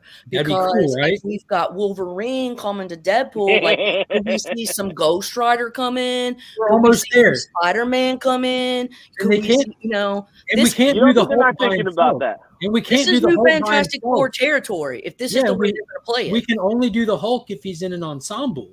Right. So this gives us another reason to have the Hulk. And if they're bringing Scar in to do over here, they can do Banner over there. And my proposition for Annihilus is Madonna with plastic surgery. Oh man, that's what we're doing. We're halfway there. I mean, there you go. Annihilus already got a my god bug woman now. So she looks scary. She looks more like the actual Mantis than Mantis. I mean, not human. I feel like the only fan who loves Phase 4. It's my favorite phase so far. I'm mostly a DC guy, so naturally I don't care about the Iron Man, Cap, Thor, Hulk stuff. Yeah, everyone likes different stuff. There's nothing wrong with that. I didn't see. Did they do is Phase 4 what's coming out, or is Phase 4 what we've just watched all of? We're in Phase 4 is over 5 right now. We're with Ant-Man, Quantumanium. Okay. Yeah. Because I haven't seen Ant-Man, but it's on Disney now, right? Yeah, it's fun. You need to watch it in case I want to see it. In case it gets old for whatever reason. I feel kind of bummed about Jonathan Majors possibly having issues, but I mean, what can you do? Well, the Council So of does his Kangs agent. have just been. They might need to go back on the well on that. Yeah, I don't know, I man. guess he's a method actor. I was just really bummed by. I get it. God damn you, Mark. You mean Same meth for Ezra actor? Miller too, I guess. He's Did you mean conquering. meth actor? Not method? Meth? Yeah, Ezra's a method actor too. He's never recovered from. We need to talk about Kevin.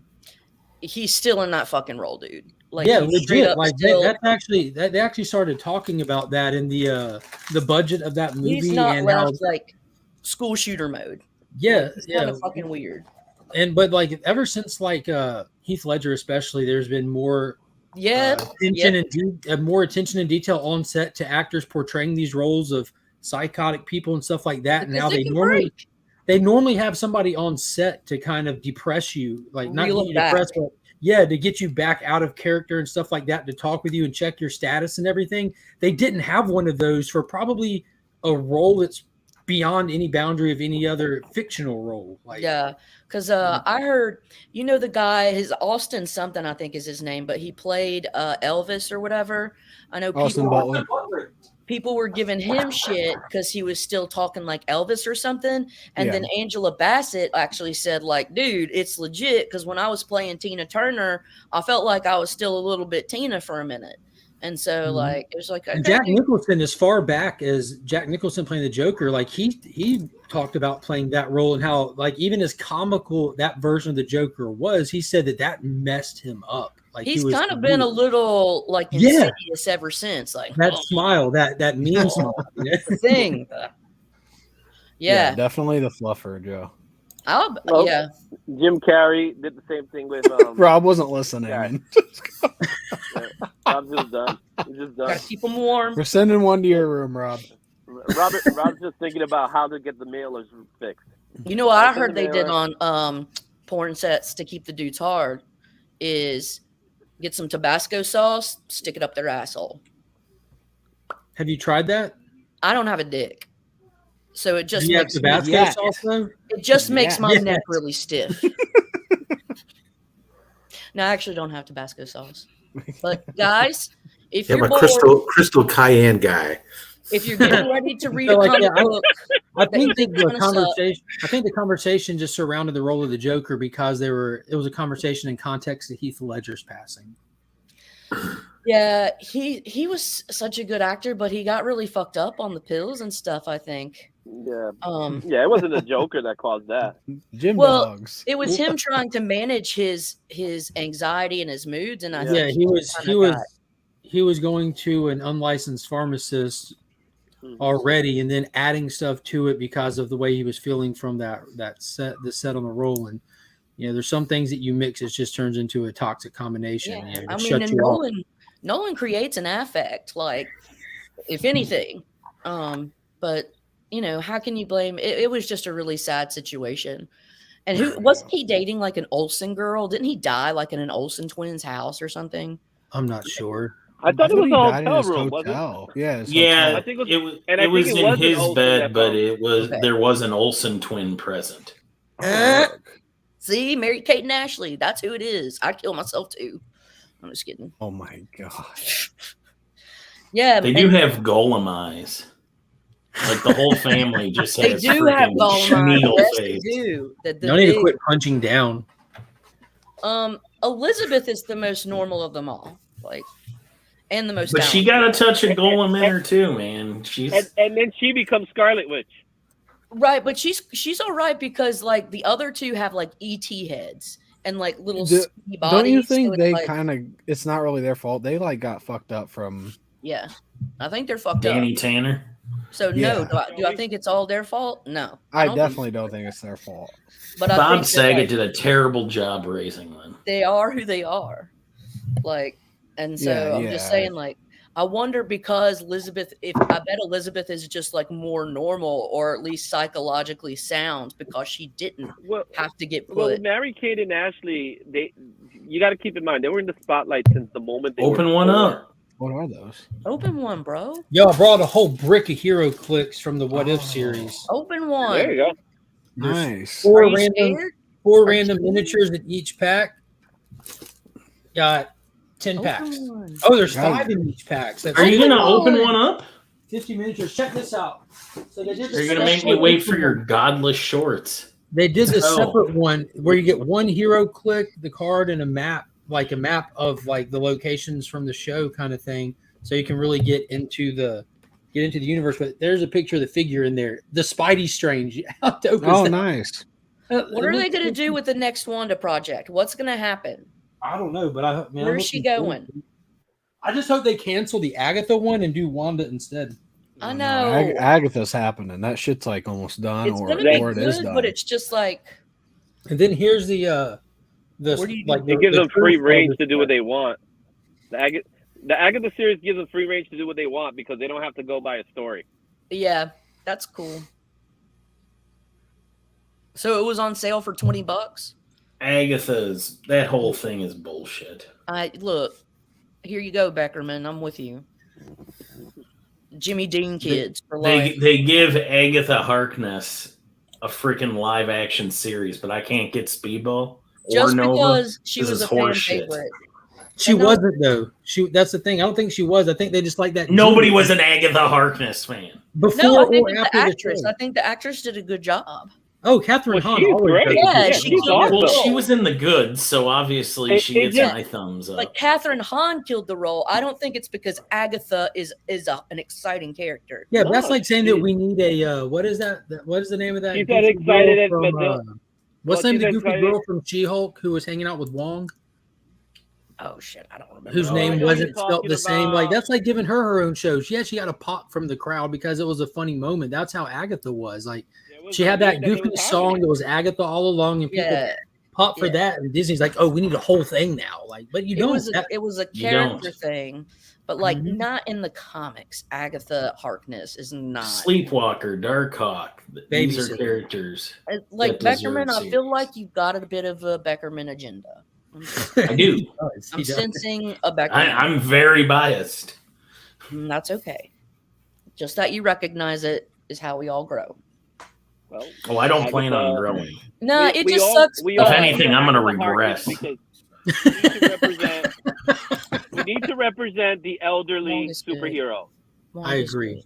We need more superheroes. Need more representation. We need more Professor X, but staying alive. They're gonna have to keep his ass in a cryogenic chamber and just fucking puppet that shit. We can just AI him. We can just AI his face. We have the technology. That's true. Anything Catherine Hahn puts out, I saw Bad Moms 1 and 2 in the theater. I haven't seen those. Bad Are hilarious. Moms. Yeah, those are fun. I'm sure she'll do a good job. I think the rest of it's probably gonna suck. Well, yeah, so this is about her personality. They gave her a show because she brought in money. Like, if she can bring in watchers, like, it's always about the bottom dollar. As for the comic person, it's not necessarily about great content when it comes to translating on the screen. I think I see it differently there because I don't think she did bring in money. I think they're fumbling to try to figure out money because, I mean, all you have to do is check their record. They're bleeding money. Like their decisions they're making with stuff like this is losing them money. It's not making them money. Well, WandaVision put them at a different level. Yeah, that was their first project. And I've talked about this too, but people have like a weird way of remembering. People have a weird way of remembering history. Like if you listen to people talk about the Green Lantern movie right now, they're like, it wasn't that bad. I kind of enjoyed it. That movie was crucified at the time for how bad it was. But now if you go back, and like I remember very well when Wanda came out, people liked it, but there was a overwhelming amount of people, and it shocked me. And I was one of them. They're like, they were hating on WandaVision until they got what was going on. That's what I was about to say. They felt underwhelmed by it. They didn't like. Then it hit episode 4, and they didn't like how they drug out the first 3 episodes. Like we get the gimmick, we appreciate the gimmick, but we just burned 3 hours of potential for that. And then the ending was kind of just like rushed and out there. I think the ending was the crappy. I think the Green Lantern was the worst. Absolutely got Rob Liefeld.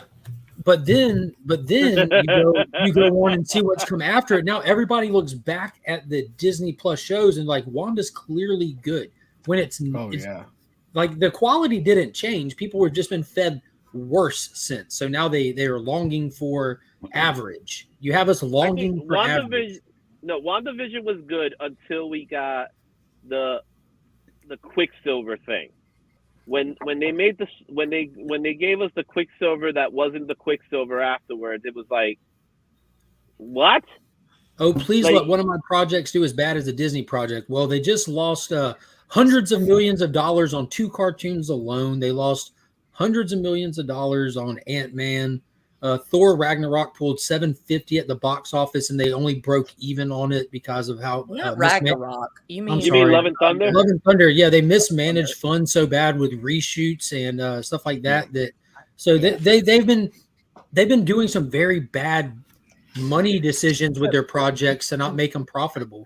The thing I loved about WandaVision is that those first 3 episodes, and even after that, they really did a nod to all eras of TV and all the tropes that come with those eras. Oh, yes. And so that was kind of a really fun mind fuck. So I enjoyed it, but like you said, you couldn't appreciate it unless you'd seen the entire product, which was the whole run. Because you didn't understand where it was going until about. And it gave us in my favorite, like easily in the top 5 quotes of the MCU ever, and it brought me to tears. Is when Vision was holding Wanda and she says, "What is grief if not love persisting?" I'm like, "Oh my god, oh my god!" I'll be back in a moment. I have to go get more coffee.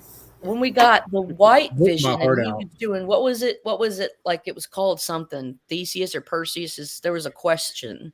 Like it was a philosophical question that he was trying to go back and forth. There were some ridiculously solid elements. I really liked that part where Vision was trying to like out logic his own logic, and he's like, "What the fuck do I need to do?" I thought that was really cool. You liked Thor? These projects are making more money in birthday napkins than most other products' entire theatrical runs. Well, that's the thing with Disney. Disney makes money. What people don't know is that the movies, the TVs, those are side projects for Disney. Those are not like the core. The core, believe it or not, the core is in their amusement parks. It's in their products. That's where they really want the money to shine. Yeah, the long-term investment with these things. All these things are just they're appetizers for them. Get money for this other stuff. Like right now, we got Guardians of the Galaxy out, which is actually a pretty good movie. But the funny thing about it is, what is the movie for? It's going to be to promote to go to that ride in Disney. Yeah, so that and the toys. They could spend the money on the.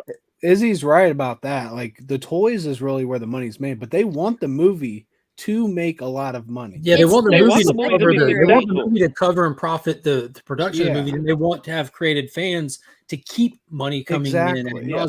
They want to keep the movie at least to break even. If the movie breaks even, they consider that a win. It doesn't even have to go over. So they don't make money. It breaks even. If it breaks even, but they still make money on other things. Licensing of products. Yeah, that's what Izzy's saying. They want the movie to cover the cost of the movie. Yeah, and let the merchandising bring in. Yeah, they make money in the sense that the secondary products that hit the shelves make a fuck ton. Yeah, that's what he's saying. You know how many kids have Disney shit? We all had Disney shit. Oh, not me. Yeah, I didn't have Disney stuff growing shirts, up. Disney toys, Disney movies. I had superheroes. Disney video games. I had both, bro. I did because when I was growing up, the Disney Channel was like a paid add-on to cable, so we didn't have it. Like we had like the clamshell VHSs, but that's all we had. Like I think I had those. So I grew up with just what was on the basic cable I had my package. Clamshells. Well, if you were a kid and didn't have clamshell Disneys, you were a fucking freak.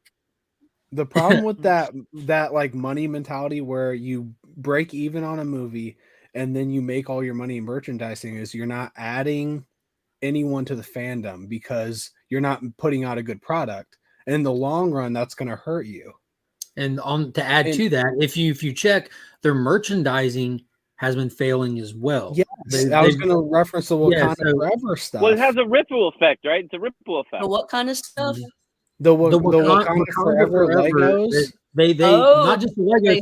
So I got a message yesterday, bro. Check out Ollie's because the Ollie's in my area is on fire, and they sent me a picture of Marvel Legends for $4 a piece. You know what it was? Oh, it was Ocean of Wakanda. Yeah, Ocean of Wakanda Forever. Like that. Let's also they recognize this. Merchandising for that one. This is Mark. Please check your IG. This is like a pandemic time too. Not every, we ain't got that fucking $1,200 money anymore. What were Are you those? talking I about the need one of them. individuals? Like, Yeah, I to need buy one of in them stimmy store? checks, bro. Need I one of don't them know. stimmy checks. The economy is even keep- undoubtedly not they as good as can't- it was. Pokemon product in store for Yeah, like it's bouncing back. It's doing better than it was. I don't think it has to do with that because when stuff is good, it sells. I tell you what, I didn't see in stores That's fair. I ever. mean, I'm not an Justice economist, League toys. When the Snyder Cut came out, there was no advertising for the Blu-ray or anything. Sold None on out. the Yeah. shelf. Zero. Completely sold out in the first week. Same with the toys, at least in my area. Well, Gone. keep in mind, like Go real back quick, to- McFarlane's DC Multiverse line has been the #1 selling action figure line since they started it. It's been outselling Marvel Legends, Star Wars, Spider-Man as its own entity. Like I didn't realize See, that, but Todd put up McFarlane posts where he's winning has- those awards. But it's DC. The McFarlane DC has the line best specifically, action figures. Like he revolutionized the action figure game. and he keeps doing Like- it. Like he doesn't stop Yeah. doing it. Yeah. He's never. I agree. I think that once he got into that, because he's a guy about detail, and then he's just like, look, we need to make this shit for real, and he just took it to the next level because he realized like adults are still into this shit. Yeah. Well, it goes back to, if you go all the way back to, remember the Saturday morning Cartoon Network DC block? I forgot what they called it, where they had Green Lantern. That's where we got the Teen Titans going. We had those nice, really cool DC shorts. The reason why that tanked was because there was no real toys that sell. It That's wasn't true. because the shows weren't good. You The have shows to were back great. it with your merchandise. Like when- The with merchandise, Batman it was like, Adventures we and all that cancel all shit? this because they're toys. Well, Is that was what the we're talking about? Like Beyond, what Batman- is it called, Beyond the Batman or something? Batman Beyond. No, it was the Batman Beyond the Batman. Adventures.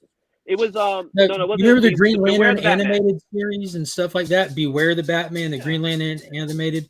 It was a weird I think time I in the might remember 2000s. Beware the Batman. Awesome. But there's some I missed because Nation, that's what I it's called. never watched the what?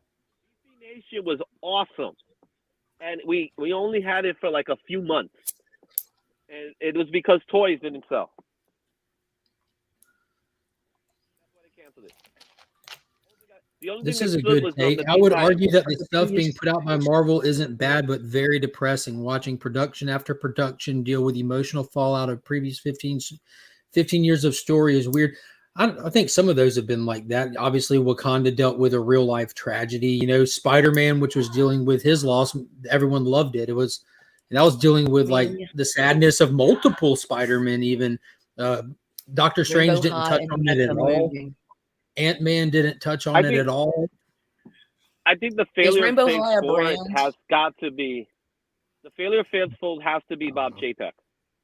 That's what I call it. I think it's the Bob What did you Chapek say? that we want quantity over quality. Where I we don't. just want to throw things out at you. No, that's what they want because they see it as money. Fantastic Four. See, the thing that kind of bums me out about hearing that there will be so there's good and bad reasons why.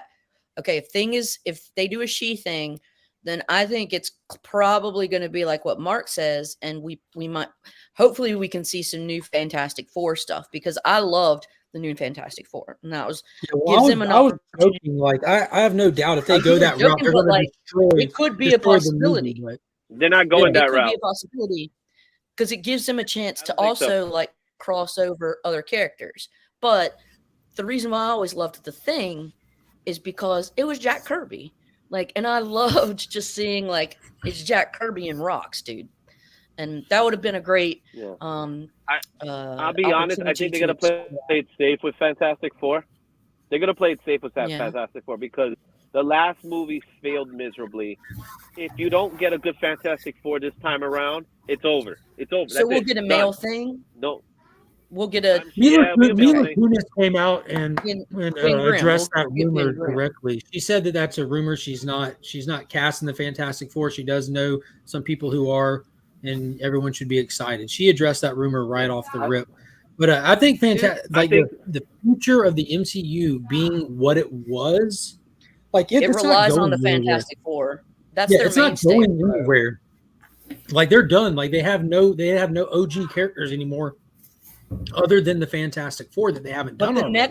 the next phase depends on the success of that franchise. That's what I'm saying. So like what they're dealing with, they have like two options. We can either continue doing what we do, reduce the production costs, expect lower return of investments, or we can nail the Fantastic Four, stick the landing, do it right, deliver, and build off of a brand new foundation of original core Marvel characters. You cannot build a successful MCU without foundational characters from the comics. It just will not work. I don't care how many people don't read comics, how many people aren't. It's not just the fact of the familiarity of the comics. It goes back to the nature of the characters themselves. Like the comics exist today because the nature of those characters in the stories. It goes back to how solid these characters are. You've got to have it.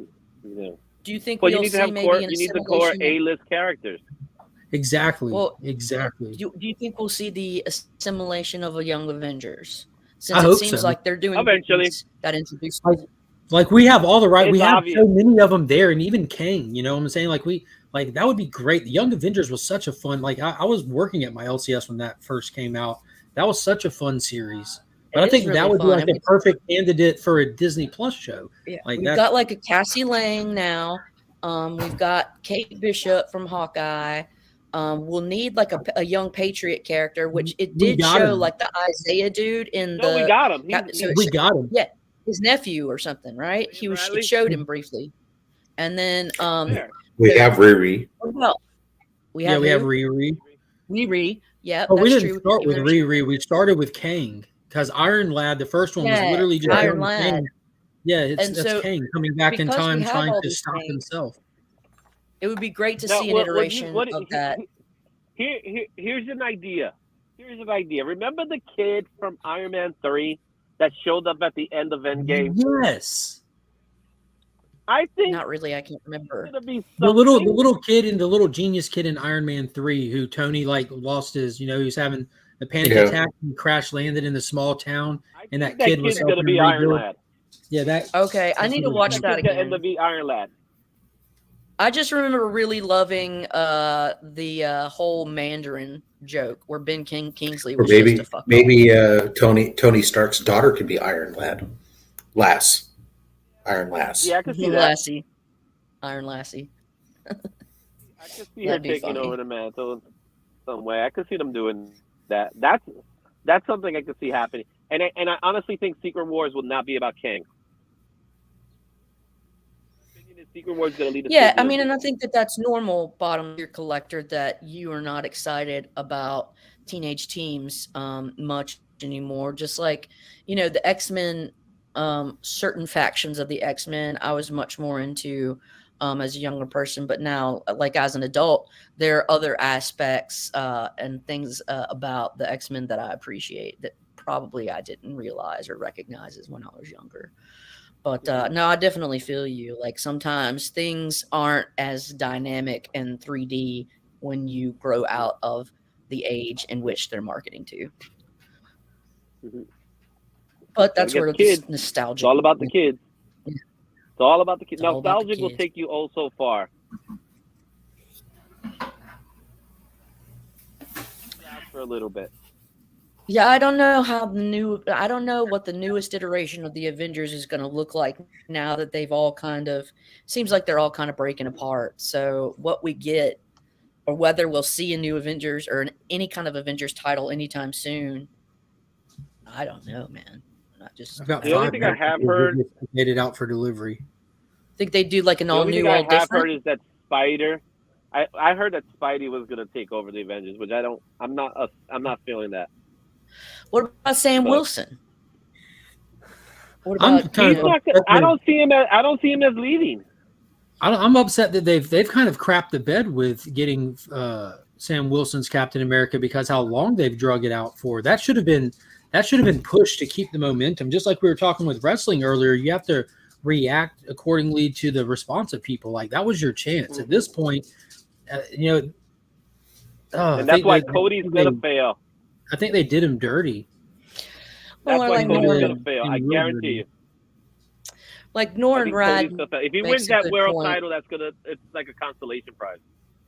We're probably like what Norn Rad said, it would be really exciting cinematically if we see two different realities coalesce and we have that Secret Wars event, because then you've just got like a whole spectrum of characters and crew, and they can. I have good But news that's for you, Lady Fantastic. I've but got that's really part of good the news process. for you. You get to see Worlds Collide this June on the 16th. The Flash in theaters. I can't wait, especially if it's starring our favorite school shooter, Ezra Miller. Michael Go Keaton. A's. Ben Affleck. You said No. that twice. He played in a movie called Let's Talk About Kevin, where they tackled that very It controversial was really disturbing. topic. It was a really Oh, disturbing. I And, didn't know that. I Now, didn't keep in know what mind, the this movie was an early role for this young adult who left home, Yeah. emancipated Emancipated. child, juvenile at 17 years old, and went to Hollywood and threw himself at the machine. No, you're not even dressed. Where you want to go? To Target? I don't know. Maybe How much money do you have? enough to go to Target. That kid What was the stays joke? longer. Oh, the school shooter thing. Sorry. Yeah. No, the most disturbing part of that movie viscerally for me is him eating that little onion thing that's like the eyeball. It was really fucked up. And like, Tilda Swinton was his mom. Tilda Swinton's kind of weird. She's cool, but she's weird. I don't know. It seems like the guy. All right, guys. Whole It's time for me to head by. I'm out. See you, man. You said this once before, but then you came back. Well, I did say I have to sit in the car. Hmm. Which I'm I doing thought right maybe now, you were sitting in the car. like herpes or something. Yeah. So I have to sit in the car because street cleaning rules around here. We gotta sit in the car or move the car. So I'm sitting in the car, so that's what I'm doing right now. But now I actually have to work. So I'll see you guys soon. All right.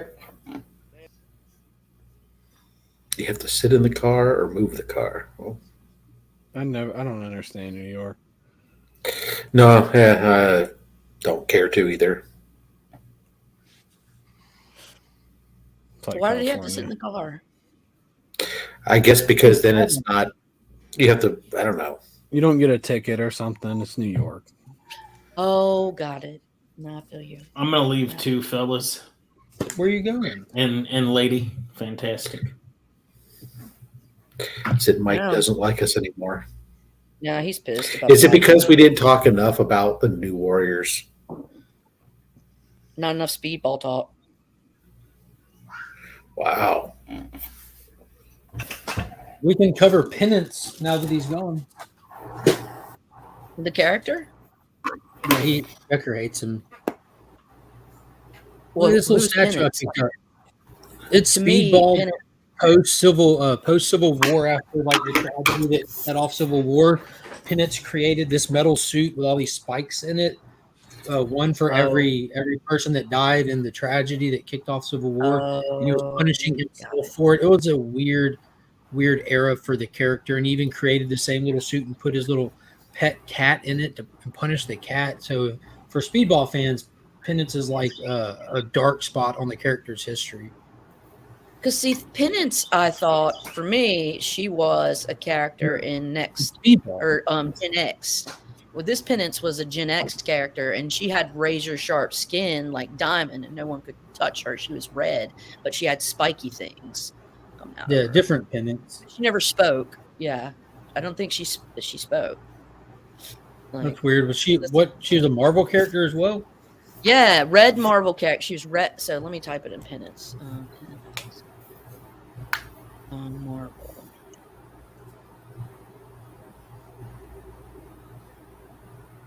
Have y'all ever played Dice Masters or any tabletop gaming?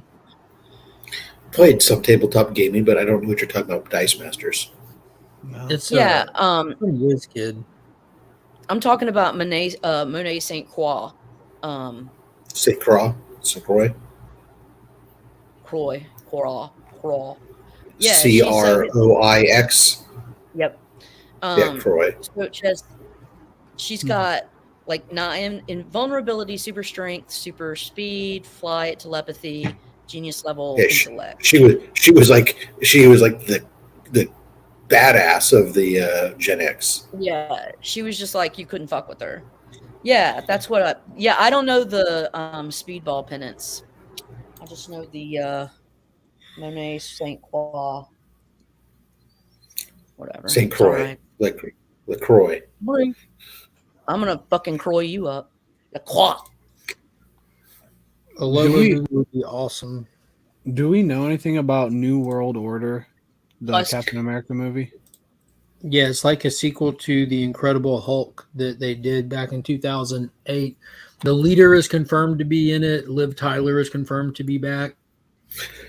Tim Blake Nelson is reprising his role as Daniel Stearns, the leader. So it's kind of. I remember that. Talking about New World Order, I saw something at Target. Thank you. They have WWE trading cards now. And I thought of my dude Biggie and some other people. Yeah, if they also have Shang-Chi cards, and I would love to collect comic cards, but just like it was Shang-Chi the movie. I don't want those, dude. I got my first graded comic book card because I went to a card show. I took the kids last Saturday. There was a local card show, and I saw there were comics there. So I went and I'm like, I'm going to buy a graded card.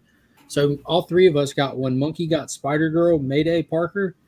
Finn got Peter, got Spider-Man fighting Venom. And I saw a $20.99 card. So I'm like, I'm going to get that one. What set is that? Because you got the best for yourself. Exactly. Marvel Universe Series 4. It's a foil. Yeah, it's 1993. I had that. I have the, what do you call it? The base set and a set of inserts, but I don't think I have that one. Yeah, that's a dope card. I know Rob has a bunch of ones as well. Do you want to show yours, Rob? I like how a 7 is near mint. When I have no cards. You don't take grading scale is so different. Yeah, the grading scale is so different. A 7 is near mint. Monkey's Spider-Girl card is an 8.5 and Finn's is a 9. So we weren't grade shopping. Hard. We were just shopping. They grade really harsh with cards. Very harsh. Like with centering, like production shit that you don't have control over. Centering, print lines, how cleanly it was whitening cut. On the it's everything. It's ridiculous. I wonder why they don't do that with comics. Just because I think because comics are not as old, like cards have been being graded for a hot minute, and 2, I think because comics inherently must be handled more, so maybe they're a little cards is only front and back. I mean, I guess that's true as well. And also, like, when you get into grading older comics, it even changes their expectations and stuff on the grade. They grade differently based on era. Not consistent. Which I get if you're trying to get them all to like, but that I really don't get actually. Like it's older, give it a lower grade. It's older. Don't expect it to be a higher grade. Like, why are we pretending it's a higher grade than it is? Well, and just like literally the science of paper lasting that long inherently causes degradation, Yeah. So it's like accept it and grade it.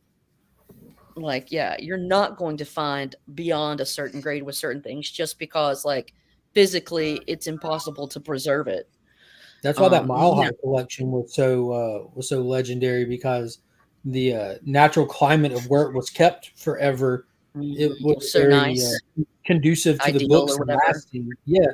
So you had like Action 1s and Superman 1s and like early Golden Age stuff that there was still 8s and 7s and low 9s, just not even being stored in bags or boards, just living. But there's like zero humidity and moderate temperature, never too hot or never too cold, and they were indoors on top of that. Like, it's crazy. They just didn't deteriorate.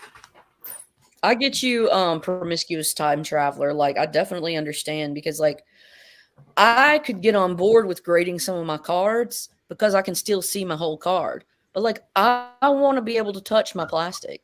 Yeah, I definitely think cards make more sense to grade. CGGZ doesn't have a UV protective layer. Well, so you got a point. So that QR code does in fact take you to Rob's YouTube channel. I just tested it. God, can't stand what a dork. does that. That's awesome. The hell with you, sir. The hell with you awesome, not liking John. me. You love me. Damn it, Dad. Yeah, Free Comic Book Day is tomorrow. That'll be fun. I hope that everybody is aware of that. If this is your first Free Comic Book Day, what that is every year the comic companies make available a lot of books for the event. The local comic shops do have to buy them. They're really cheap, and they're special books, normally promotional in nature, shorter formatted. And the comic shops offer them free to people who come in the door. It's a way to get new readers in, new people in, to celebrate comic books. And there's also some exclusive merchandise that gets sent out for the day that's for sale as well. In my comic shop, the Augusta Book Exchange, it will be their final day in their current store location. They're doing a huge store-wide sale right now. That's where I stored all this Hero Click stuff. I even got more in the car from where I went by yesterday. But they'll have local talent and creators there set up like a mini con. It's always fun. A lot of people will dress up. It's also the biggest, normally it's the biggest sale day for comic shops as well. They'll take advantage of the opportunity. And, I'm surprised. I mean, I'm driving around here in St. George. There's the one comic book shop in town. They've got banners set up like all around. Like I'm driving around town, like there's a banner popped up like on the side of the road to advertise a new Free Comic Book Day for them. It's like, oh wow, it's not just like in front of their store or something. It's like all over town. Oh, JB. Oh, good morning, God, JB. The artist. No, what's up? I don't know who Mark with the C is. Is that any of y'all? Mark Spector Comics. Oh, okay. Oh yeah, he's up here. I'll be doing Free Comic Book Day in South Carolina this year. That means you're really close to me. I live right here in Augusta on the border. Like, all right, we share Augusta with South Carolina. Drive on down. I want to tell you guys a funny story about this book and when I got it signed by Jim Starlin. So everybody knows Jim Starlin wrote Thanos Quest. And if anybody is a Jim Starlin fan, you know that this is not his art. His art is prominently pictured here, which is what the original prints look like. Okay, that's fine. But I didn't have the original prints. So I brought this up to Jim Starlin and, I asked him to sign it. And he looked at it and he goes, "That's not mine." And then he plopped it over, flopped it on the ground. And then he was like, they are mine. And I was like, "Oh, thank you." And I was like, "Well, could you please sign here?" And his girlfriend or whoever was with him was just like, "Oh my God, he hates that cover so much." And I'm just like, "Okay, well, maybe you should just sign where you think is appropriate." And so he signed in the crotch. Perfect. And, that was my experience with Jim Starlin. And it was really fun because honestly, he was literally the incarnation of Pip the Troll. Like Pip the Troll, he's that guy. He's got that attitude and that way of existing. Like Jim Starlin is Pip the Troll. So I'm just saying that. Just want to put that out there.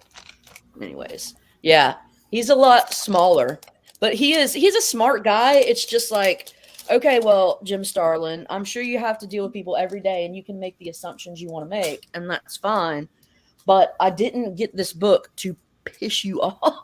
But thank you for explaining what your art was.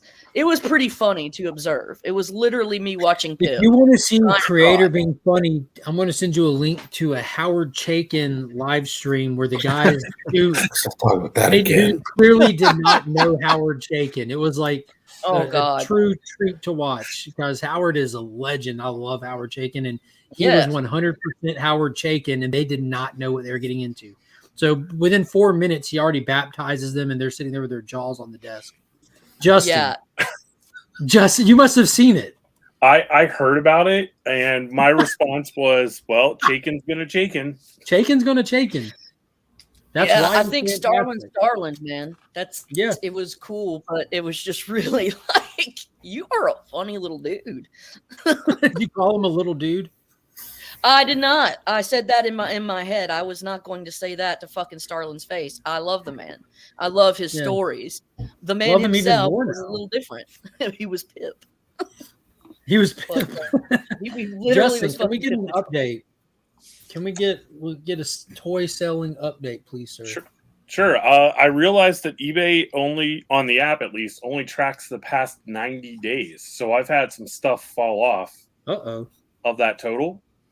All right. So, well, we're updating your information here. Past 90 days, what you got?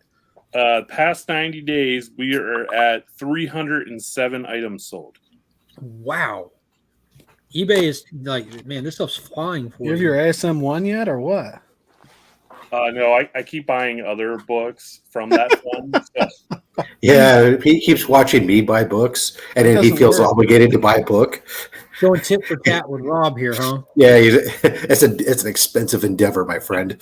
It's like a 10-round fight right now between the two of us, and I think Rob's winning. Wait till you see what happens next week. My man. What? So, Rob decided before getting the next ones, he's going to tackle ASM 200 through 900. I'm working on here's the thing. There are a couple of series out that shit in the 90s and the mid 90s, they were not highly printed because comics kind of fucking sucked. But I am in the middle of collecting 2 runs that are extremely hard to find the ends of. And one of those is volume 2 of What If. It goes to, I think, 124 issues. And I'm trying to collect that last back end. And it hits in the middle 90s. And some of them are so fucking hard to find. And I'm also working on Silver Surfer volume 3, which goes to 146 issues. And those last 46, so anything in the hundreds is lower print and hard to find. And I'm down to a handful with Silver Surfer. And it's in the 130s and the 140s, the ones on. But it is, y'all. You want to talk about, if you want to try and collect some shit that was printed during certain times, oh my God, they're like ghosts. They are masterpieces of shit. They are absolutely. And I'm trying to collect certain masterpieces of shit. And it's been so fucking fun and so hard. Way harder than I thought certain keys would be able to get. E-Man, I am 100% excited for Sunday, man. Anxious to see what's going to be there, that's for sure. So who knows? Justin, you could be in real trouble. The last few Static Shock issues, I think, are actually Mobius did 1 or 2 of those covers. What? And they're super. Yes. There's a Static Shock late issue that Mobius did. I did not know that.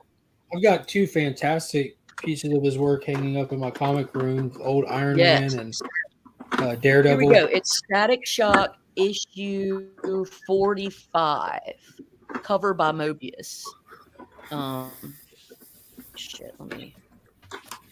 Yes, 1997. If you guys can find that cover, I'm going to put it in StreamYard. Hold on. Oh, actually, I'm going to put it here. I'm going to put it in the private chat if one of you guys who control can put it. But so I just put it in the private chat. But yes, if you guys find that issue, it's like a fucking pearl. And that's what I love trying to do is find these weird random books that, sometimes legends do, and it's on some run that you don't is not that popular or whatever. But I'm not trying to hate on Static Shock. Okay. What up, PTT? Fucking Dexter Lab comic motherfucker, you. Good morning. Did you know you were walking into that today, Kyle? Were you ready? Yeah. It's a term of endearment. Yeah, I didn't take it offensively.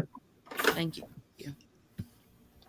I say fucked up shit to Lady Fantastic all the time anyways, so. Kind of your nature. I cry and I cry. It's not offensive. Oh, Flash Raid. This one was from 97, bro. This Mobius cover. What year is that? Is that Keaton Batman? Is that 86 Keaton? Or 89? It's yeah, it's the Michael Keaton Batman, but it's from the Flash film, so it's the suit. Old Batman. New movie. Mm-hmm. It's a AARP Batman. Yeah. Yeah. It's gonna be awesome, man. Yeah, that shit made me excited to see some of them old boys, and it was like, well, fuck, man, I gotta see this shit. Yeah, that stuff makes you so excited. Yes. Whack. What is wrong with you, Whack? So I live for runs, What? bro. Well, I don't know if it's the necessarily energy to get 100 plus run. It's the money. Not if you collect shitty books like me. That's true. I think I've got plenty I of should books do that are that. going for 100 issue run. I'm telling you, Justin, I think when we're done, we just need to start collecting like Web of Spider-Man. That's such a nice, easier thing to do. A nice I got your nice web right palate here. cleanser. That's right. Nice and inexpensive. Ooh, I'm gonna show you guys a banger I got from DC. $3 books. All right. Web of Spider-Man 2 for $3. Yes.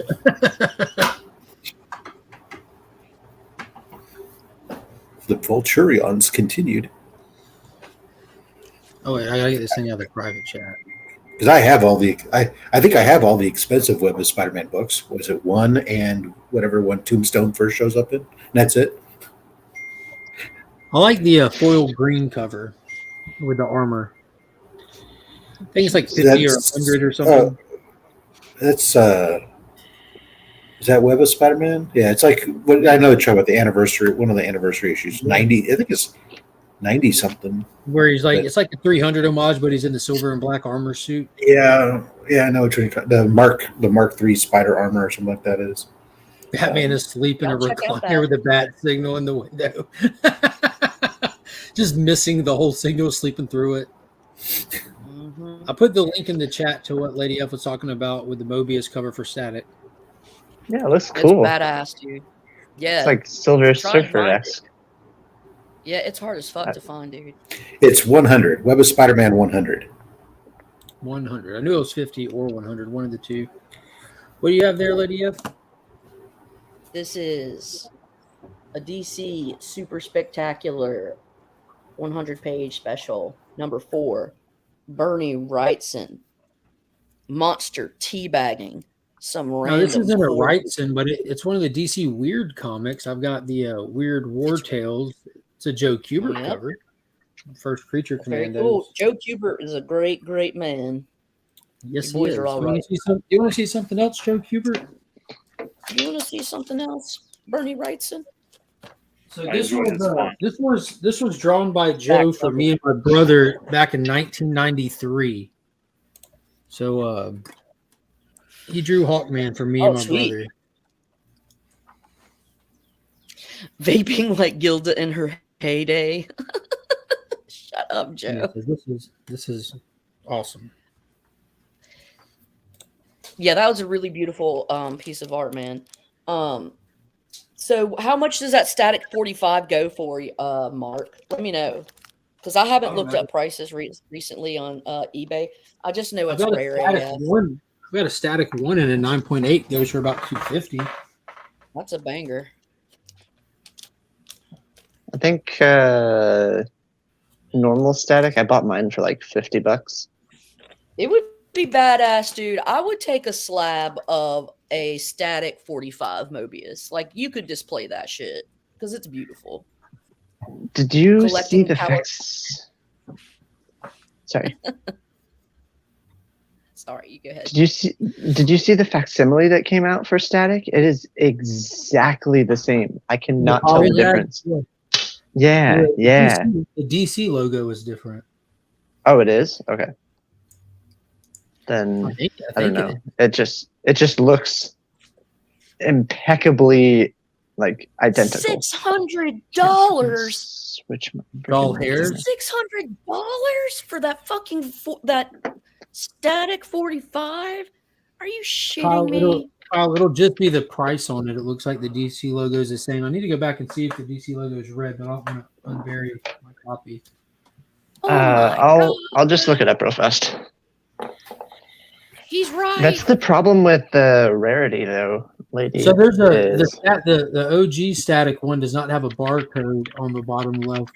There's a barcode on the bottom left, and also if you look at the DC logo next to it, it says number 1 in a white box. On the original, it's a yellow little box. So there's a couple of difference. It's not a facsimile; it's a reprint, by the way.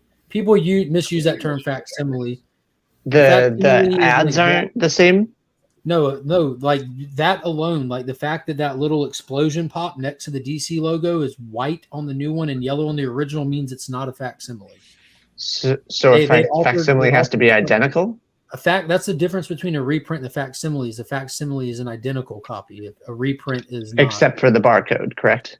Yeah, that's for well, no. Like if you're getting if we're going definitional, the barcode makes it not a facsimile as well. But I don't know any facsimiles. Yeah, there's not any in comic books, but I wasn't even going to go that route. That can be like a hair splitter. But the fact that there's actual different color art on the cover means it's not a facsimile.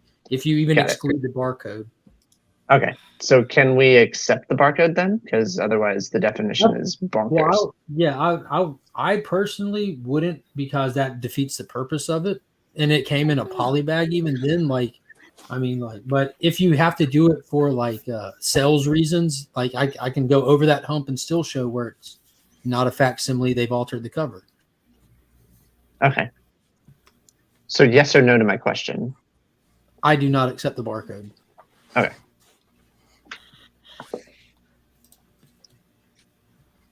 Let's see if I got this other one laying around here somewhere. Here's a good example. They did a Flash 123. They call this a facsimile. Even on the label. Let me show you this, because this is not a facsimile either. It says Flash facsimile edition from whatever number 120. But CGC is always right. No, wait. What it says right here? You know what it says in the credits? Reprints Flash 123 from September 16. Now was like, all right, we're going to exclude the barcode because that could be splitting hairs. Every facsimile is a reprint, but you got to understand the facsimile is a type of reprint. Well, watch this. What's that right there? 99, yeah. That makes it not a facsimile. Separate than the barcode. This is not a facsimile. Got it. Even though CGC calls it a facsimile. That's they can call it a marshmallow. It's not just them. It's like it's marketed as a facsimile as well. What Mark is saying is it is just incorrect. It's 100% incorrect for multiple reasons. Granting the barcode, it's still incorrect. Yeah, understood. Mark Spector, if you find that 45, you need to sell that. What year is it from? Because wouldn't you have to have some difference? Because if they reprinted it today, the exact same, wouldn't it have to say inside the year was different? Would that would still make it not? So that first page credit box, that would be the only thing that I would grant, because that's I think so too. I don't grant the barcode because the barcode alters the cover art. I've got JCPenney reprints, and the only distinguishing thing with the JCPenney reprints is the very back cover has modern advertising. That's like my Superman reprint, my Action Comic 1 reprint. There'll be a peanut butter variant, a Nestles variant, a sleeping bag variant. Shout out to Kyle. Thank you. I completed 100% that collection, Kyle. Oh, awesome. You were part of that. There's a lot of the back cover, that's what they did differently. The back cover was the advertisement for the edition. What grade did the one that I sold you come back as? I haven't sent any in to get graded. I purchased the peanut butter one already graded. I got a 9.8 of the 2022 edition. And then I have the New Zealand Silver Mint foil and a 9.9 CGC. Because as much as I despise grading, I still want to know what books come back that I've sold. One day have all of them graded just for presentation and put them up on a wall and have a block of 13 Action Comic number ones that none are the same editions. Yeah. Are there better grading companies out there that have nicer looking slabs than CGC? No. Well, what if I don't like the color blue or yellow or green? Yeah, so you can go. You can either make your own, or you can go to EGS where you can have anything you want. Oh, cool. Okay. But at this point, because I'm going to get them all CGC. That's where they started. I want them all to match. I'm not a grade snob, nor am I a company snob. I'm fine with any of them. I like having some of all of them. He wants them all to match. But in the sense of the Action Comics collection, and you also want them to be worth more, because that's apparently a thing. No, I don't care. Well, they will be worth more if you grade them at CGC versus CBCS. That's in the eye of the seller too. You have plenty of sellers out there that use other companies, and they're fine with waiting on their book to take longer to sell. Like I'm selling it at the grade price. I'm not selling it for the company plastic that's wrapped around it. This is where it's graded at. If you it is what it is. But I'm not. It's not like I'm selling any of these. Like I'm dying unless there's something unfortunate that happens in my life and requires me to liquidate property to get money. I'm dying with these books. Completely off topic. What's up? Talk to us. What's up, Rob? So I'm sitting here perusing. I'm reading this story about 4 horses that have died at Churchill Downs ahead of the Kentucky Derby, right? And 2 of them for broken legs. So I'm thinking, I understand that a thoroughbred horse would never be able to run again the same way, but haven't we gotten to the place in veterinary medicine where we can't, repair a broken leg on a horse? There's no way. I think they weigh way too much, right? Back. Yeah, it's too much, and it's you like have the to. Horse legs are incapable of healing because you know sharks don't stop swimming. Horses don't stay down. They're incapable of staying down to heal. They have to stand up. It's very sad. But and so that's why I think people think that it's been intentional, because if horses, if you break a leg, they have to be put down. Yeah, you have to put them down. It's so sad. Well, I mean, I was just curious about that, but I mean, I understand with thoroughbreds, especially they're bred a certain way and everything, and it probably doesn't hurt anything. But it's really weird to see 4 horses have died ahead of the Kentucky Derby. You would have to sedate them and keep them fully sedated for the recovery process of the broken leg. All right. And I honestly didn't know because obviously, as you can imagine, here in or where I live in Silicon Valley, horses are not all over the place. Not common. I didn't realize I was muted. I thought you had wild horses. That's just his nickname. We used to own racehorses. At least my family did, and it depends on where the break is. There are some that you can towards the ankle. It's more salvageable. You basically have to put them in like this, a sling. It's like a harness, basically. A sling thing. Yeah, it's. Yeah, you have to. And it's like it lifts them. It goes around them, and yeah. Yep. One of our horses broke its leg. That are missing a leg, and they get the little wheelchair thing that straps to their body with a little wheel. Imagine one of those for a horse. Yeah. That's exactly. It's like made of like aluminum pipes, and like it goes around. But just they're expensive and they're not happy. It was miserable. Now speaking of horses, here comes ended up being a pony. Yeah, I'd only about a half hour. That would be probably. Yeah, what Kyle said. So it is, but like the lower towards the ankles, I've seen horses get treated, but you get above the shin, and it's just awful. Yeah. Interesting. Yeah. Well, only so far, there's only cause of death of 2 of the horses are related to broken legs, but the other 2 are unknown still as to why they weren't due to leg breaks. They're unknown why they died yet. But I think this is what I know is those are. They got sick, or there was some sort of infection. Yeah, I don't know. The article I read, I don't know when it was from. Currently, there was it's from a day ago, so it could be outdated. Rob, do you remember last year at Santa Anita how they had it was 25 horses or something die, and then they had PETA come out and. Well, it was over a period of time, not at once, but. But it was over a short period of time. Holy shit, dude! There is some. I'm looking out my hotel window right now. There's some dude in on a parachute fucking glider. He's not parachuting, but looks like he's one of those. He's paragliding or something. Just are you at the Kentucky Derby?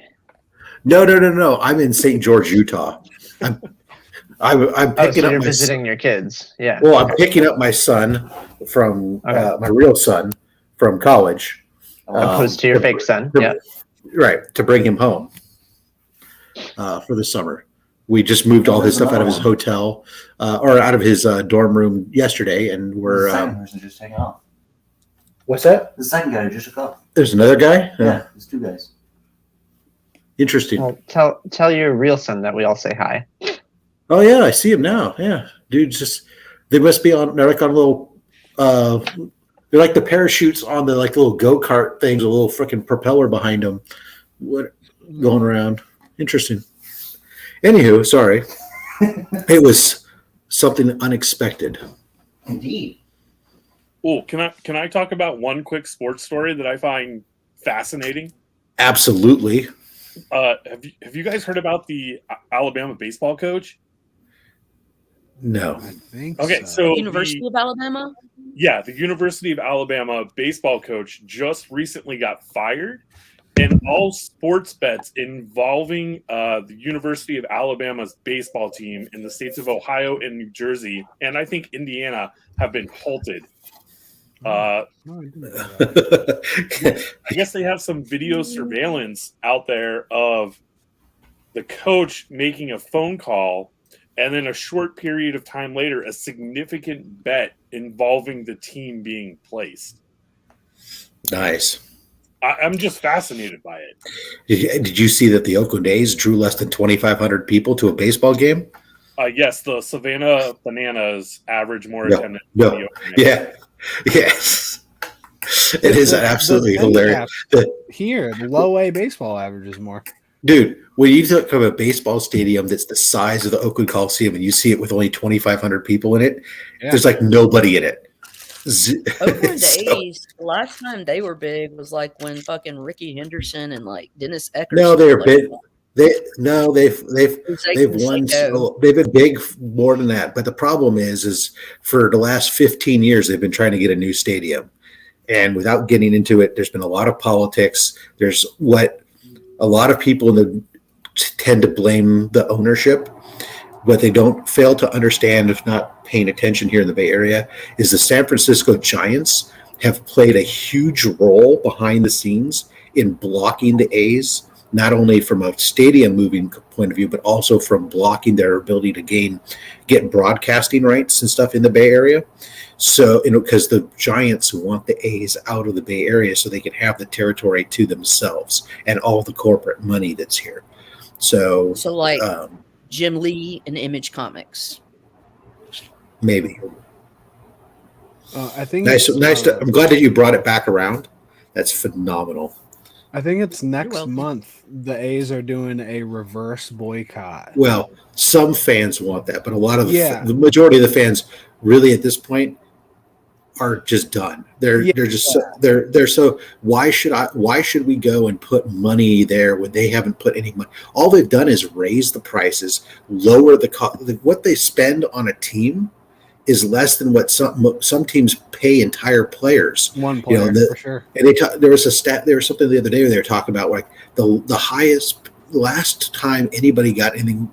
Eric Chavez, hasn't played for years. He's like, nobody's been paid nearly what he was paid since then. And, he was only paid like $11 million a year. It wasn't anything like what we see today. So, yeah, whatever. It is what it is. It's done. It's sad for me, but I'll live. Meantime, I'll fill in that time of all the baseball games I could watch by watching fabulous YouTube content by creators such as Nick's Kicks and Comics, Lady Fantastic, not the promiscuous time traveler though. Whack Comics, Legion of Comics. Thank you, Rob. No problem. I'm anxious to see. I want Justin to start doing content. That's why I nominated him in my last video. Oh shit, you did? I should probably watch that. Yeah. He said, "Oh shit."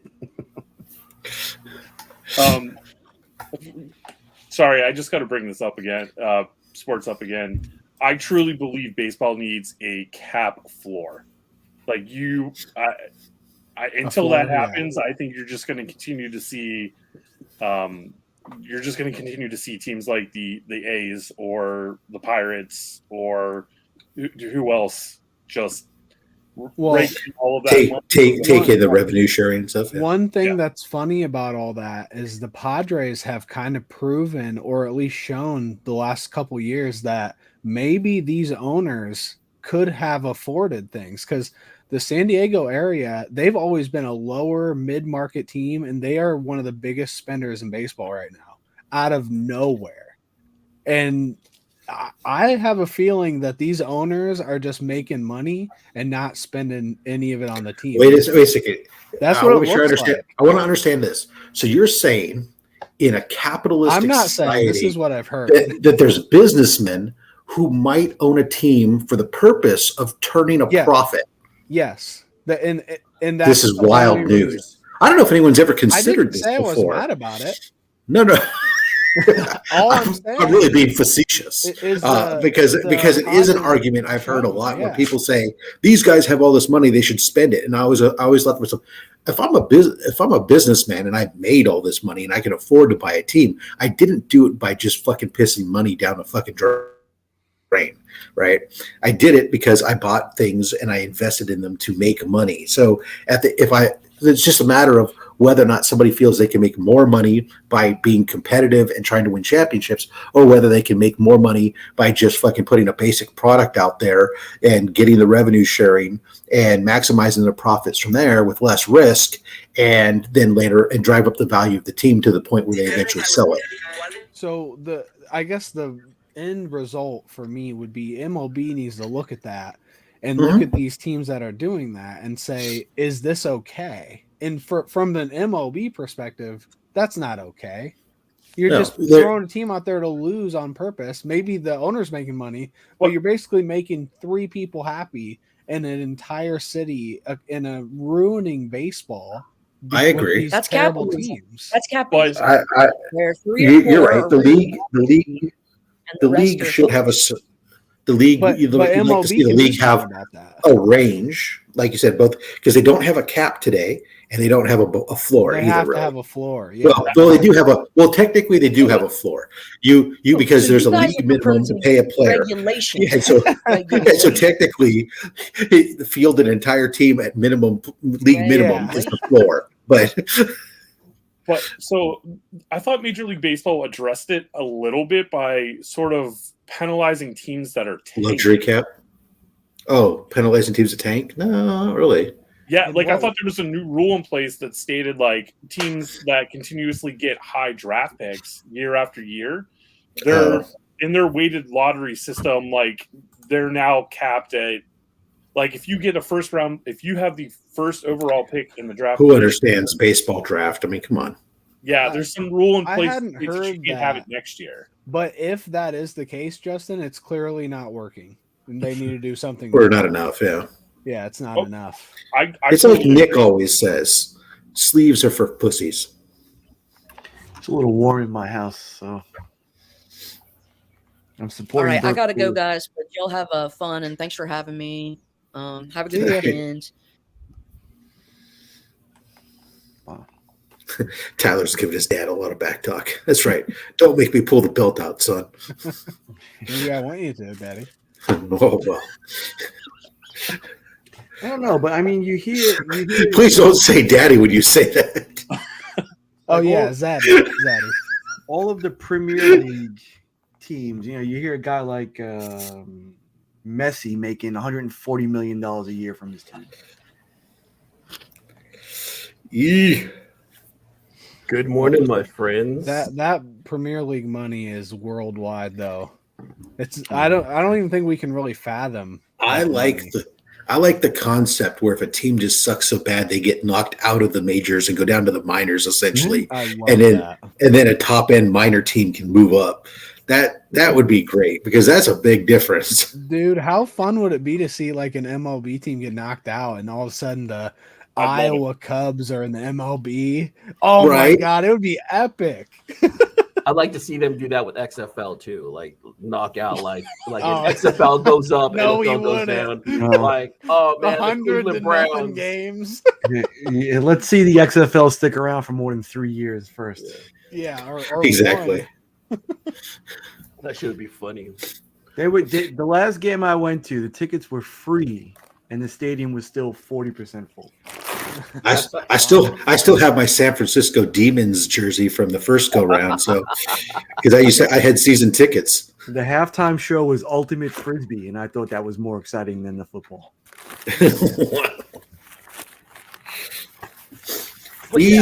I'm so pumped to see you Sunday, brother. Yes, my friend, I will be there. I did not buy the tickets just yet, but I am going to be there. I've already told the girlfriend I am going to this thing. I will be bringing my daughter. I will be making a con video for Shortbox Live. So I'm super juiced about it, man. I don't even know what kind of con this is. It's just it's comics. No. You know.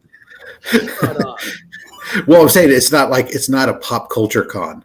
It's a comic. It's like a high end version of the local comic book shows we've done, where it's going to be all comics all the time. I think there's only like 6 creators or something, but yeah, we know, creators, but we know that your boy, you know, Mark's boy, Jang will be there. So I have spoken to John Jang about this, and yes, I can confirm that he will be there. Well, I've seen him on the list. I mean, I am actually bringing a book for him to sign and see if he'll charge me $20 again. So we'll see. Oh, speaking of which, I get those 2099s today from Spectral. Nice. He charges you for signatures?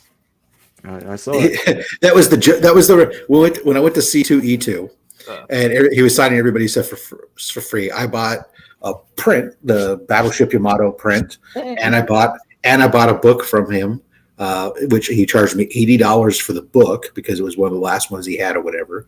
And then I had him sign it, and he charged me $20. And the only thing that we could figure was not just that he hated me, but because I was having it witnessed. That'll do it. Yeah, he could smell the California. Even though it was for me, and I was still buying a fucking $200 print from him, for God's sakes.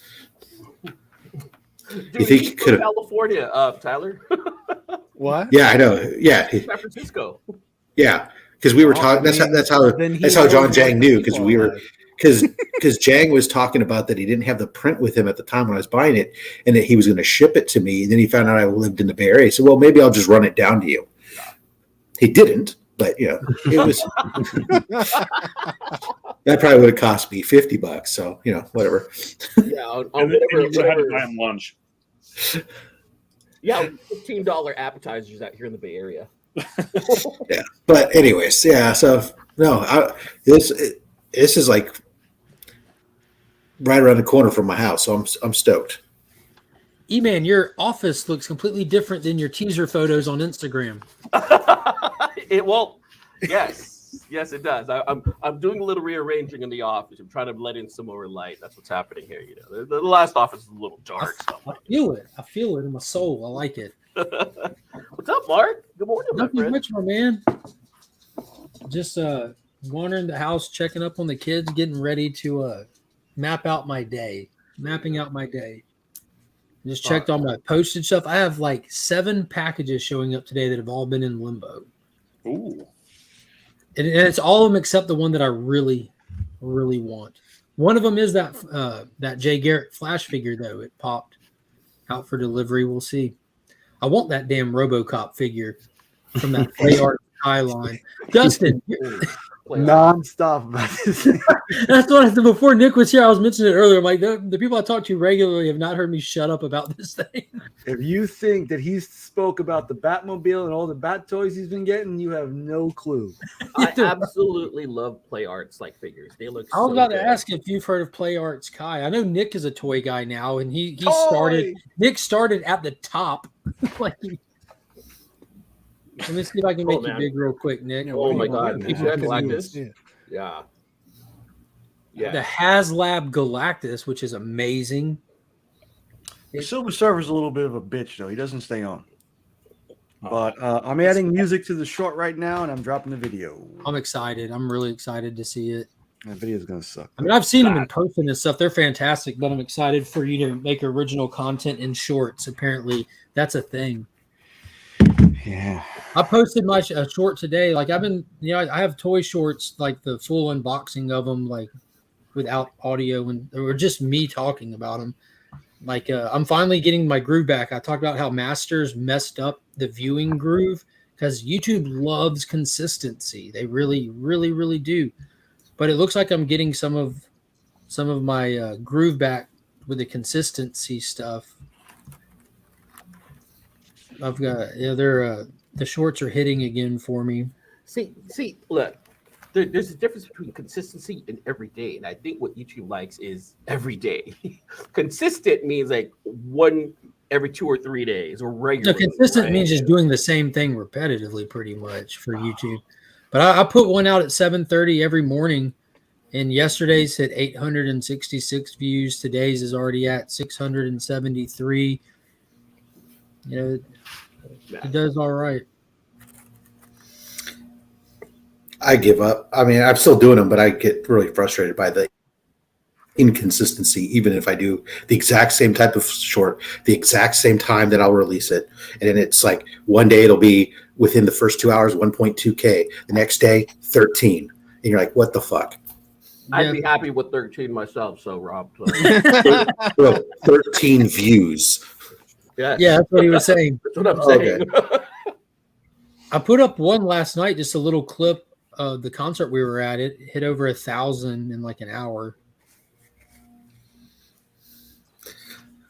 Yeah, no, by Brave and the Bold 29 that I dropped this week, that one went like 1.2K in like an hour and a half. And then like the next day, World's Finest is like, okay, 120. I'm also seeing a lot of back end traction on them too. Like earlier this week, I caught like 3 comments within 20 minutes of each other, and it was all on a short. I'm like, dude, the ratio for shorts is like, just hypothetically, for every 100 views, you get 10 thumbs up and 1 comment. Like the ratio for comments on shorts is really low. And I caught three within 30 minutes. So I went and looked at the video, and it was like a month old and just ran up a couple thousand views that day. I'm like, it grabbed. I'm really surprised by how many thumbs down people to waste time to give on shorts.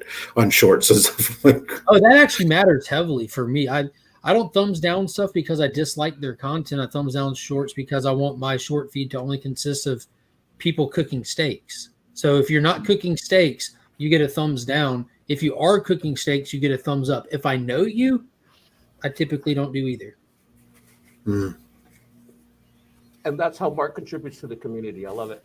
Well, no, my short feeds are for feed. Like I don't eat meat, but damn it, I love watching people cook steaks. Nick knows this. Rob knows this. This is not new information. Let me ask you this: What's your favorite type of steak that's being cooked, and how? No, I don't have one. I just like watching them prepare it. Okay, just like in general. Well, in all sincerity, I like when the dude's outside by the little creek and he's like using like all raw materials and stuff, like his utensils and everything. And then I couldn't tell you the guy's name. He looks like a frat boy, but he's really awesome to watch. I mean, I can Jackson find him. Mahomes. I don't know, bro. I can find him in 2 seconds, probably. Give me a The second. dude that cooks outside with that big ass short knife. Is that what you're talking about? Yeah. And he's always by a creek, and every now and then you see him throw a piece to his dogs or something. Yeah, that one's really cool. I watch that one too whenever I catch that. Oh, hey, Nick, look what I just found that I think you might need. I think you might need a Walgreens exclusive Marvel Legends Mr. Fantastic and a Walgreens exclusive thing. Bring it with you to HeroesCon. I'll gladly accept that as an A-OK. Thank you, Justin. I get Walgreens exclusive potato chips once in a while. Does that count? It does. Are there just 2 of them, Justin? Or Oh no, the other ones are in a bin somewhere in the back. Justin's been actively trying to get me to spend money these past few weeks, so as to eliminate any competition for any book he may be looking for at HeroesCon, because we shop for the same stuff. Smart like that. What's your next one? Yeah, what's your excuse with me then, Justin? I have no excuse. Or am I doing it the other way around? I'm doing it to you, so then you're doing it to Nick. Yeah. Got it. Okay. But Oh, that's what you're looking for next?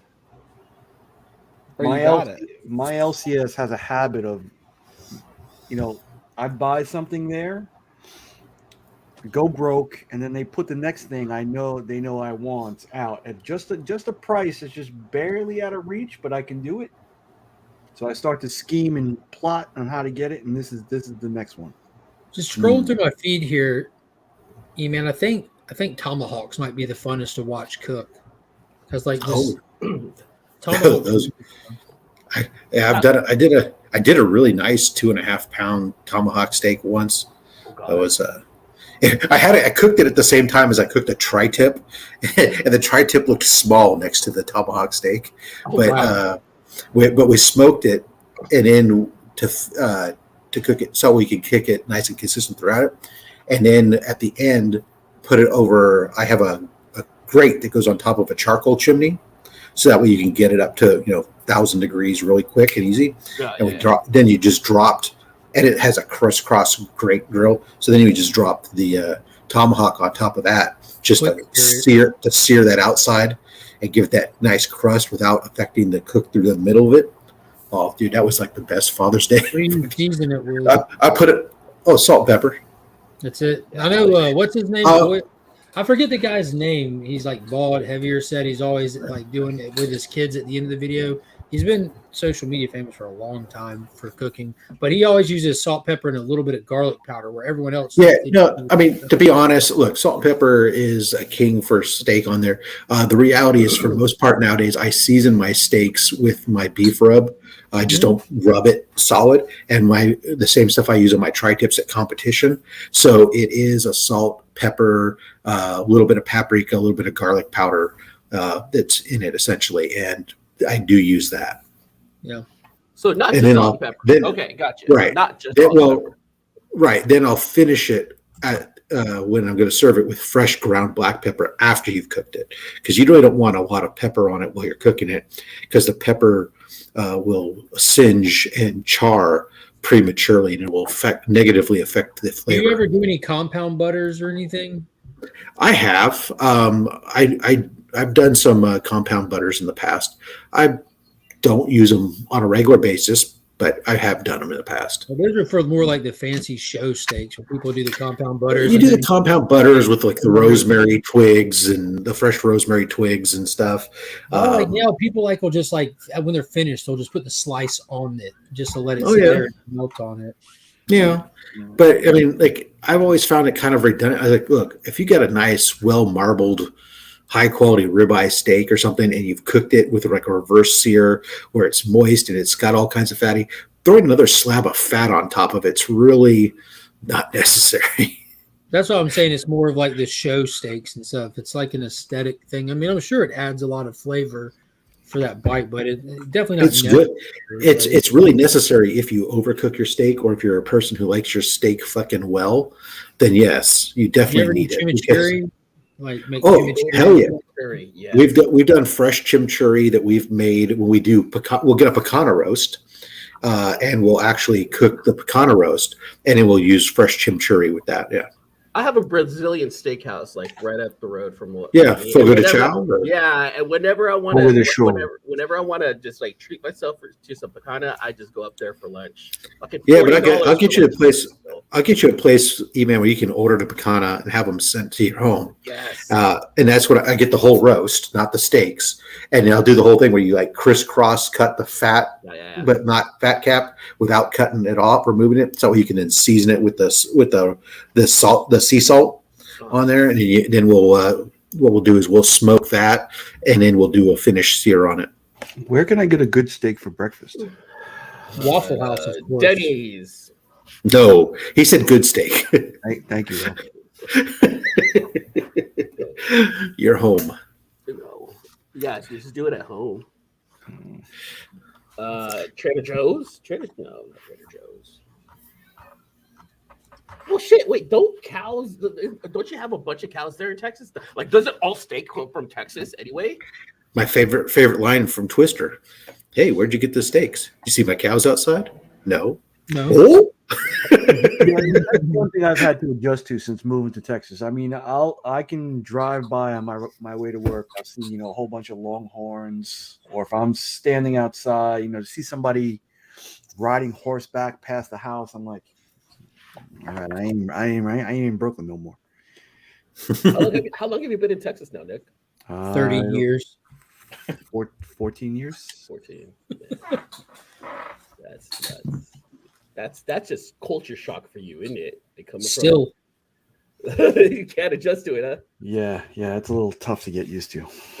Are you like in a rural area, or is it still kind of No, for me, I'm in an area that would look normally like someplace like Long Island or the suburbs to me, as opposed to, the reason. Look, it's taken Nick a while to adjust, but he has adjusted. This is why he doesn't do Kicks content on his channel anymore, because he doesn't want to show everyone that his closet is full of cowboy boots. Yeah, it's all cowboy boots. It's Hey, so do you have the Jordan 3s right there? Do you have the Jordan 1 cowboy boots? With like the frog skin. You get a nice pair of Gators, and they'll set you back like $1,500. Nick, can you point me in the direction of a good bedazzler?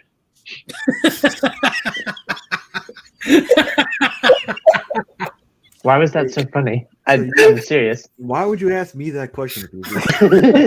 because Nick, you're fabulous. We were talking about you possibly having cowboy boots. He's a rhinestone cowboy. And Nick always wears tank tops. So if I see like a tank top and a cowboy boots, I assume the cowboy boots are bedazzled. They're definitely bedazzled. I've always seen He's wearing that tank top with cowboy boots and short shorts and a hard hat. Right, and the guy who's with bedazzled pockets. Yeah, he wears a sheriff shirt for breakfast. That brings me back to Deadpool, where Ryan Reynolds is like, "Man, lay off the bedazzling" at the very beginning with the pizza guy. Oh man. So Nick, where would I get a good bedazzler? This is what we send keep it to Nick. I'll do around. it for you.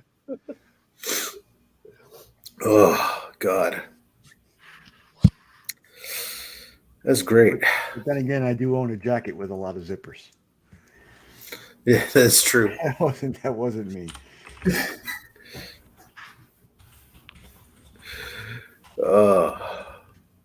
Hey, so Rob, where are you? Like, I heard that you're not here. So, like, where's there? I'm right here in this chat. But there, not there, but there. Like, where are you right now?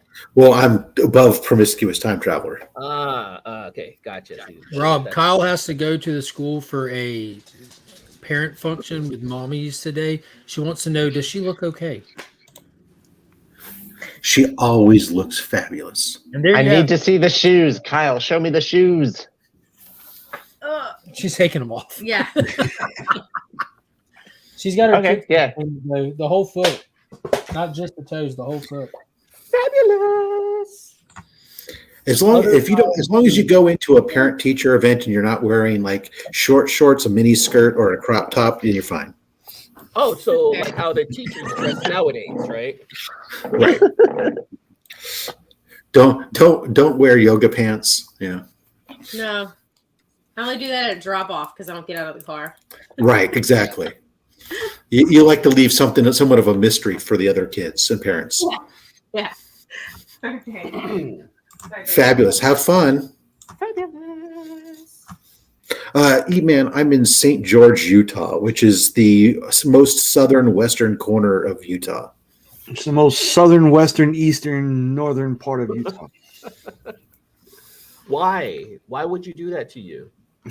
Because you know how I live in Santa Clara, California? Yes. Right next door here is Santa Clara, Utah. Makes sense. No, because my son goes to school here in St. George. And his university is over for the semester. And today it's move out day. So we're moving him out of the dorm, moving all his stuff into his storage locker. And I'm flying home today. Gotcha. And so what happens with your son? Like, do you keep him there? Do you put him in storage also? Like, does he come home? No, he's flying home with me. Okay. Now, to be fair, I had me walk. To be fair, I have the same question. Yeah. And then like his stuff, does it stay there? Like you guys pack all his stuff is in a storage locker. So he's got all his bedding and his computer, his monitors, and all the other stuff that he would use throughout the year. It just goes into a storage locker during the summer, and then we bring him home. And I mean, he could have stayed. He was looking to potentially stay here this summer. But the internship he was looking at didn't pan out, so he's coming home.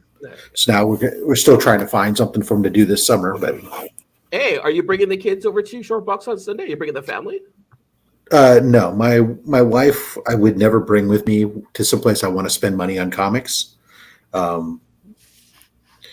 And I mean, she does know, like, my most recent acquisition, like the ASM3. She knows I was legit straight up front how much I paid for it, but she also knows I sold 18 slabs in order to acquire that one slab. So she's fine with that. As long as no money comes out of the house account, she's fine. Right. It all comes out of my slush fund. I'm like the Department of Defense. Nobody knows exactly how big the budget is, but at the end of the day, it all comes out. So yeah, you're gonna have problems, Justin. My wife, she'll be home probably gaming, to be perfectly honest. And as far as my son coming to Short Box, he has about as much interest in comics as you have in competitive tiddlywinks. You don't know my love for competitive tiddlywinks. Stay out of my life. I do, and it's about as much as he has for comics. It's like, okay, it's there. I'm interested. I might look at it like a car wreck for a second, but I don't want to be involved in it. Oh, you know what? You say it like that. Fair enough. I get it. That makes sense. Right. Hey, son, do you want to come with me to a comic book convention on Sunday? Yeah. He just looked at me and went, yeah. He's like, if I made, you could be my cameraman. Yeah. Whatever you need, Daddy. You definitely. I have a new camera. It automatically does pitch and I don't know. He nodded his head at me, but I don't know what that means. What camera are you using? It's the I don't remember. I'm gonna go, guys. See ya. It's hold on. I'll take it easy, man. Where's the stupid app? We can all breathe now. Whew.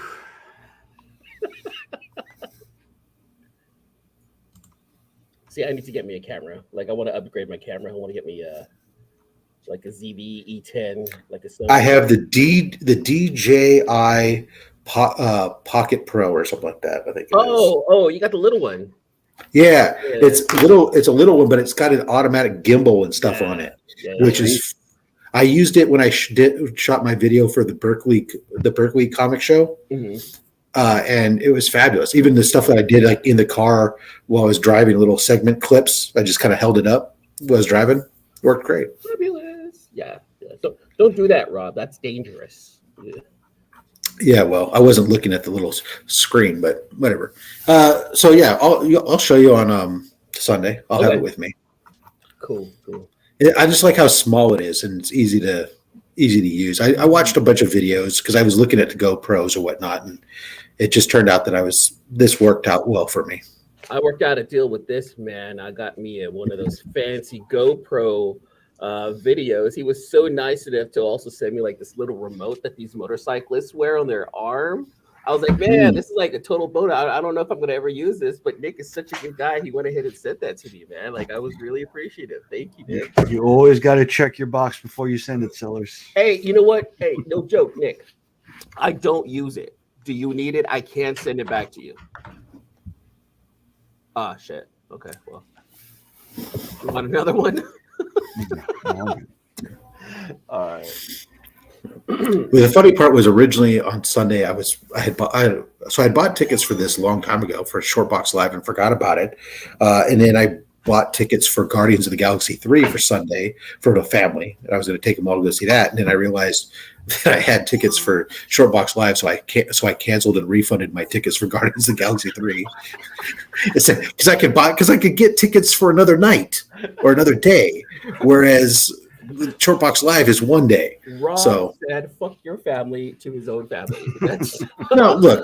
Here's the honesty. Strategy, Rob. My wife was happy to go whenever, and my son, when his first day home in his regular bed, he's probably going to be happy just to sleep and play his World of Warships and not have to interface with anybody. Oh, he's on World of Warships. Okay. Constantly. I'd make love to her constantly. Irie, man. I'm actually buying my tickets for Guardians right now. I have to get my tickets for. Well, you better get ones for Short Box Live, dumbass. I'll get that too. Don't worry. Short Box Live, a little con or something. Yeah, Short Box is putting on a convention in Santa Clara, and it's like 30 vendors or something like that they brought in, or something from all across the country. Some of the top vendors, and they've got some artists stuff coming in, and including your boy John Jang will be there since he's a local kid. I'm surprised actually some of the other locals that they didn't bring in, but. And locals were probably surprised as well. Yeah, but yeah, it'd be interesting. This is like their second con that they've put on. Their first one they did down in LA area recently, but this one's the one they've really been marketing and pushing. They're bringing all their brand ambassadors are coming out too. So like, so like people that I've met Chai Comic Girl before. She'll be there along with Candace. Candace, and they're bringing in Reggie's gonna Candace LeRae. She's our comic bestie, whatever. I don't think I'm familiar with that one. Yeah, it doesn't really matter. They're bringing in some YouTubers that are brand ambassadors for them, mostly girls, because that's who gets those jobs. And then Reggie Collects will be there doing something, and Swaggle House will be there doing some keynote speech or some such shit. And I'm trying to buy my tickets and it doesn't take American Express. This is fucking preposterous. you come on, as an American Express holder, you know damn well that happens, and that's why you carry a Visa card as well. Yeah. Why don't you just carry Visa instead of American Express? Because I get my points on American Express. That allows me to buy comics and go to Mexico and stuff like that. I only had one for a while because that was what Costco's card was on American Express. And when they switched over to Visa, I went away with my American Express except for my business card. I'm actually anticipating how much longer work is going to continue to let me have an American Express card from a corporate card, because they've stopped issuing corporate cards like 3 years ago. And I'm like one of the last people still around surviving that still have a corporate card. And it's like, I don't travel. I don't have a really need for one. So I just keep waiting. The CFO actually found out not too long ago that I had one. And he's like, oh, why do you still have one? Or why do you have one? I said, well, because I used to do this job. And they're all, oh, And then he walked away. They're watching you. Yeah. So nobody here has seen Guardians yet, right? Oh, Mark has, right? No, I'm going possibly tomorrow. I keep saying that, but I haven't even stopped to look at show times. So we have a free comic book day tomorrow, which I'll be doing like right off rip. And then one of our friends does like an annual big barbecue thing, and that's at 5 that the wife wants to go to. July 15th. But she really wants to see Guardians with me. That's the really big cookout that your friend does that you want to go to, Mark.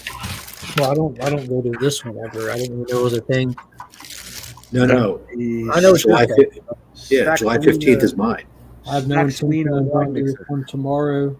I mean, I'll go and participate in any family stuff that we do, but the wife's Kyle's always cool about it. If there's stuff going on that she wants to do, and I'm like, yeah, I was planning on doing this. She's like, all right, you want me to take the kids with me, or you want to take them with you? Yeah. Yep, that's the key to long, happy marriages.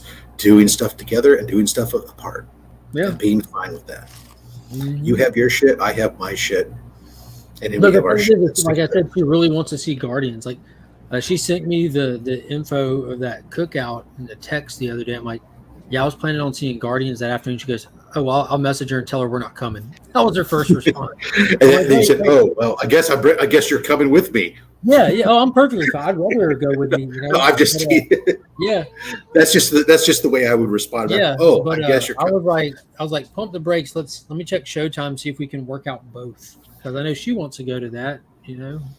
Yeah, because they only show movies once a day. I think they show them a couple of times. Like, I think we have like 2 showings a day here. I'm going to go in about 2 hours. Yeah. Well, guys, I might keep it short today. Keep it short. It's already been over 3 hours. I was going to say it, but yeah, I kind of want to go do stuff. I want to get out of the house. yeah, I got to take my son to get some breakfast and stuff. Just bought my tickets to Guardians. Going to watch it tomorrow night at a historic theater, so I'm just for that. Short box on Sunday, ready for that, and free comic book day tomorrow. Man, this is going to be a full weekend, isn't it? It's going to be a great week. It really is. I've got my Michael Keaton Batmobile video coming out for channel members later today, which is pretty much all of y'all except for Kyle and JB there. Yeah, and then Only Slabs is on Saturday. Only Slabs on Saturday. Sunday night at Week's End. If I can get Guardians in, it'll be the typical like spoiler episode talking about the movie as well as comics and everything else. So we should hopefully have some extra guests on Sunday night for that. And then this Sunday night is the channel member prize will be drawn for the Legion loot. Can I give you my address now, Mark? Just go ahead and just send it over. That'd be fine. He's already got mine. Thank you very much. Yeah, Nick's gunning for this one. That means that Kyle's probably going to win. Now Kyle won't join the channel. I love the disgust in Rob's voice with that. Kyle's probably gonna win. That pesky Kyle. Look at that, Rob. He takes your water, your energy, and your comics. See this guy right here. I'm telling you, man. Give me Kyle and Tyler at the same time, and I won't know what to do. I bet you. That's a really weird Eiffel Tower you just described. Wow.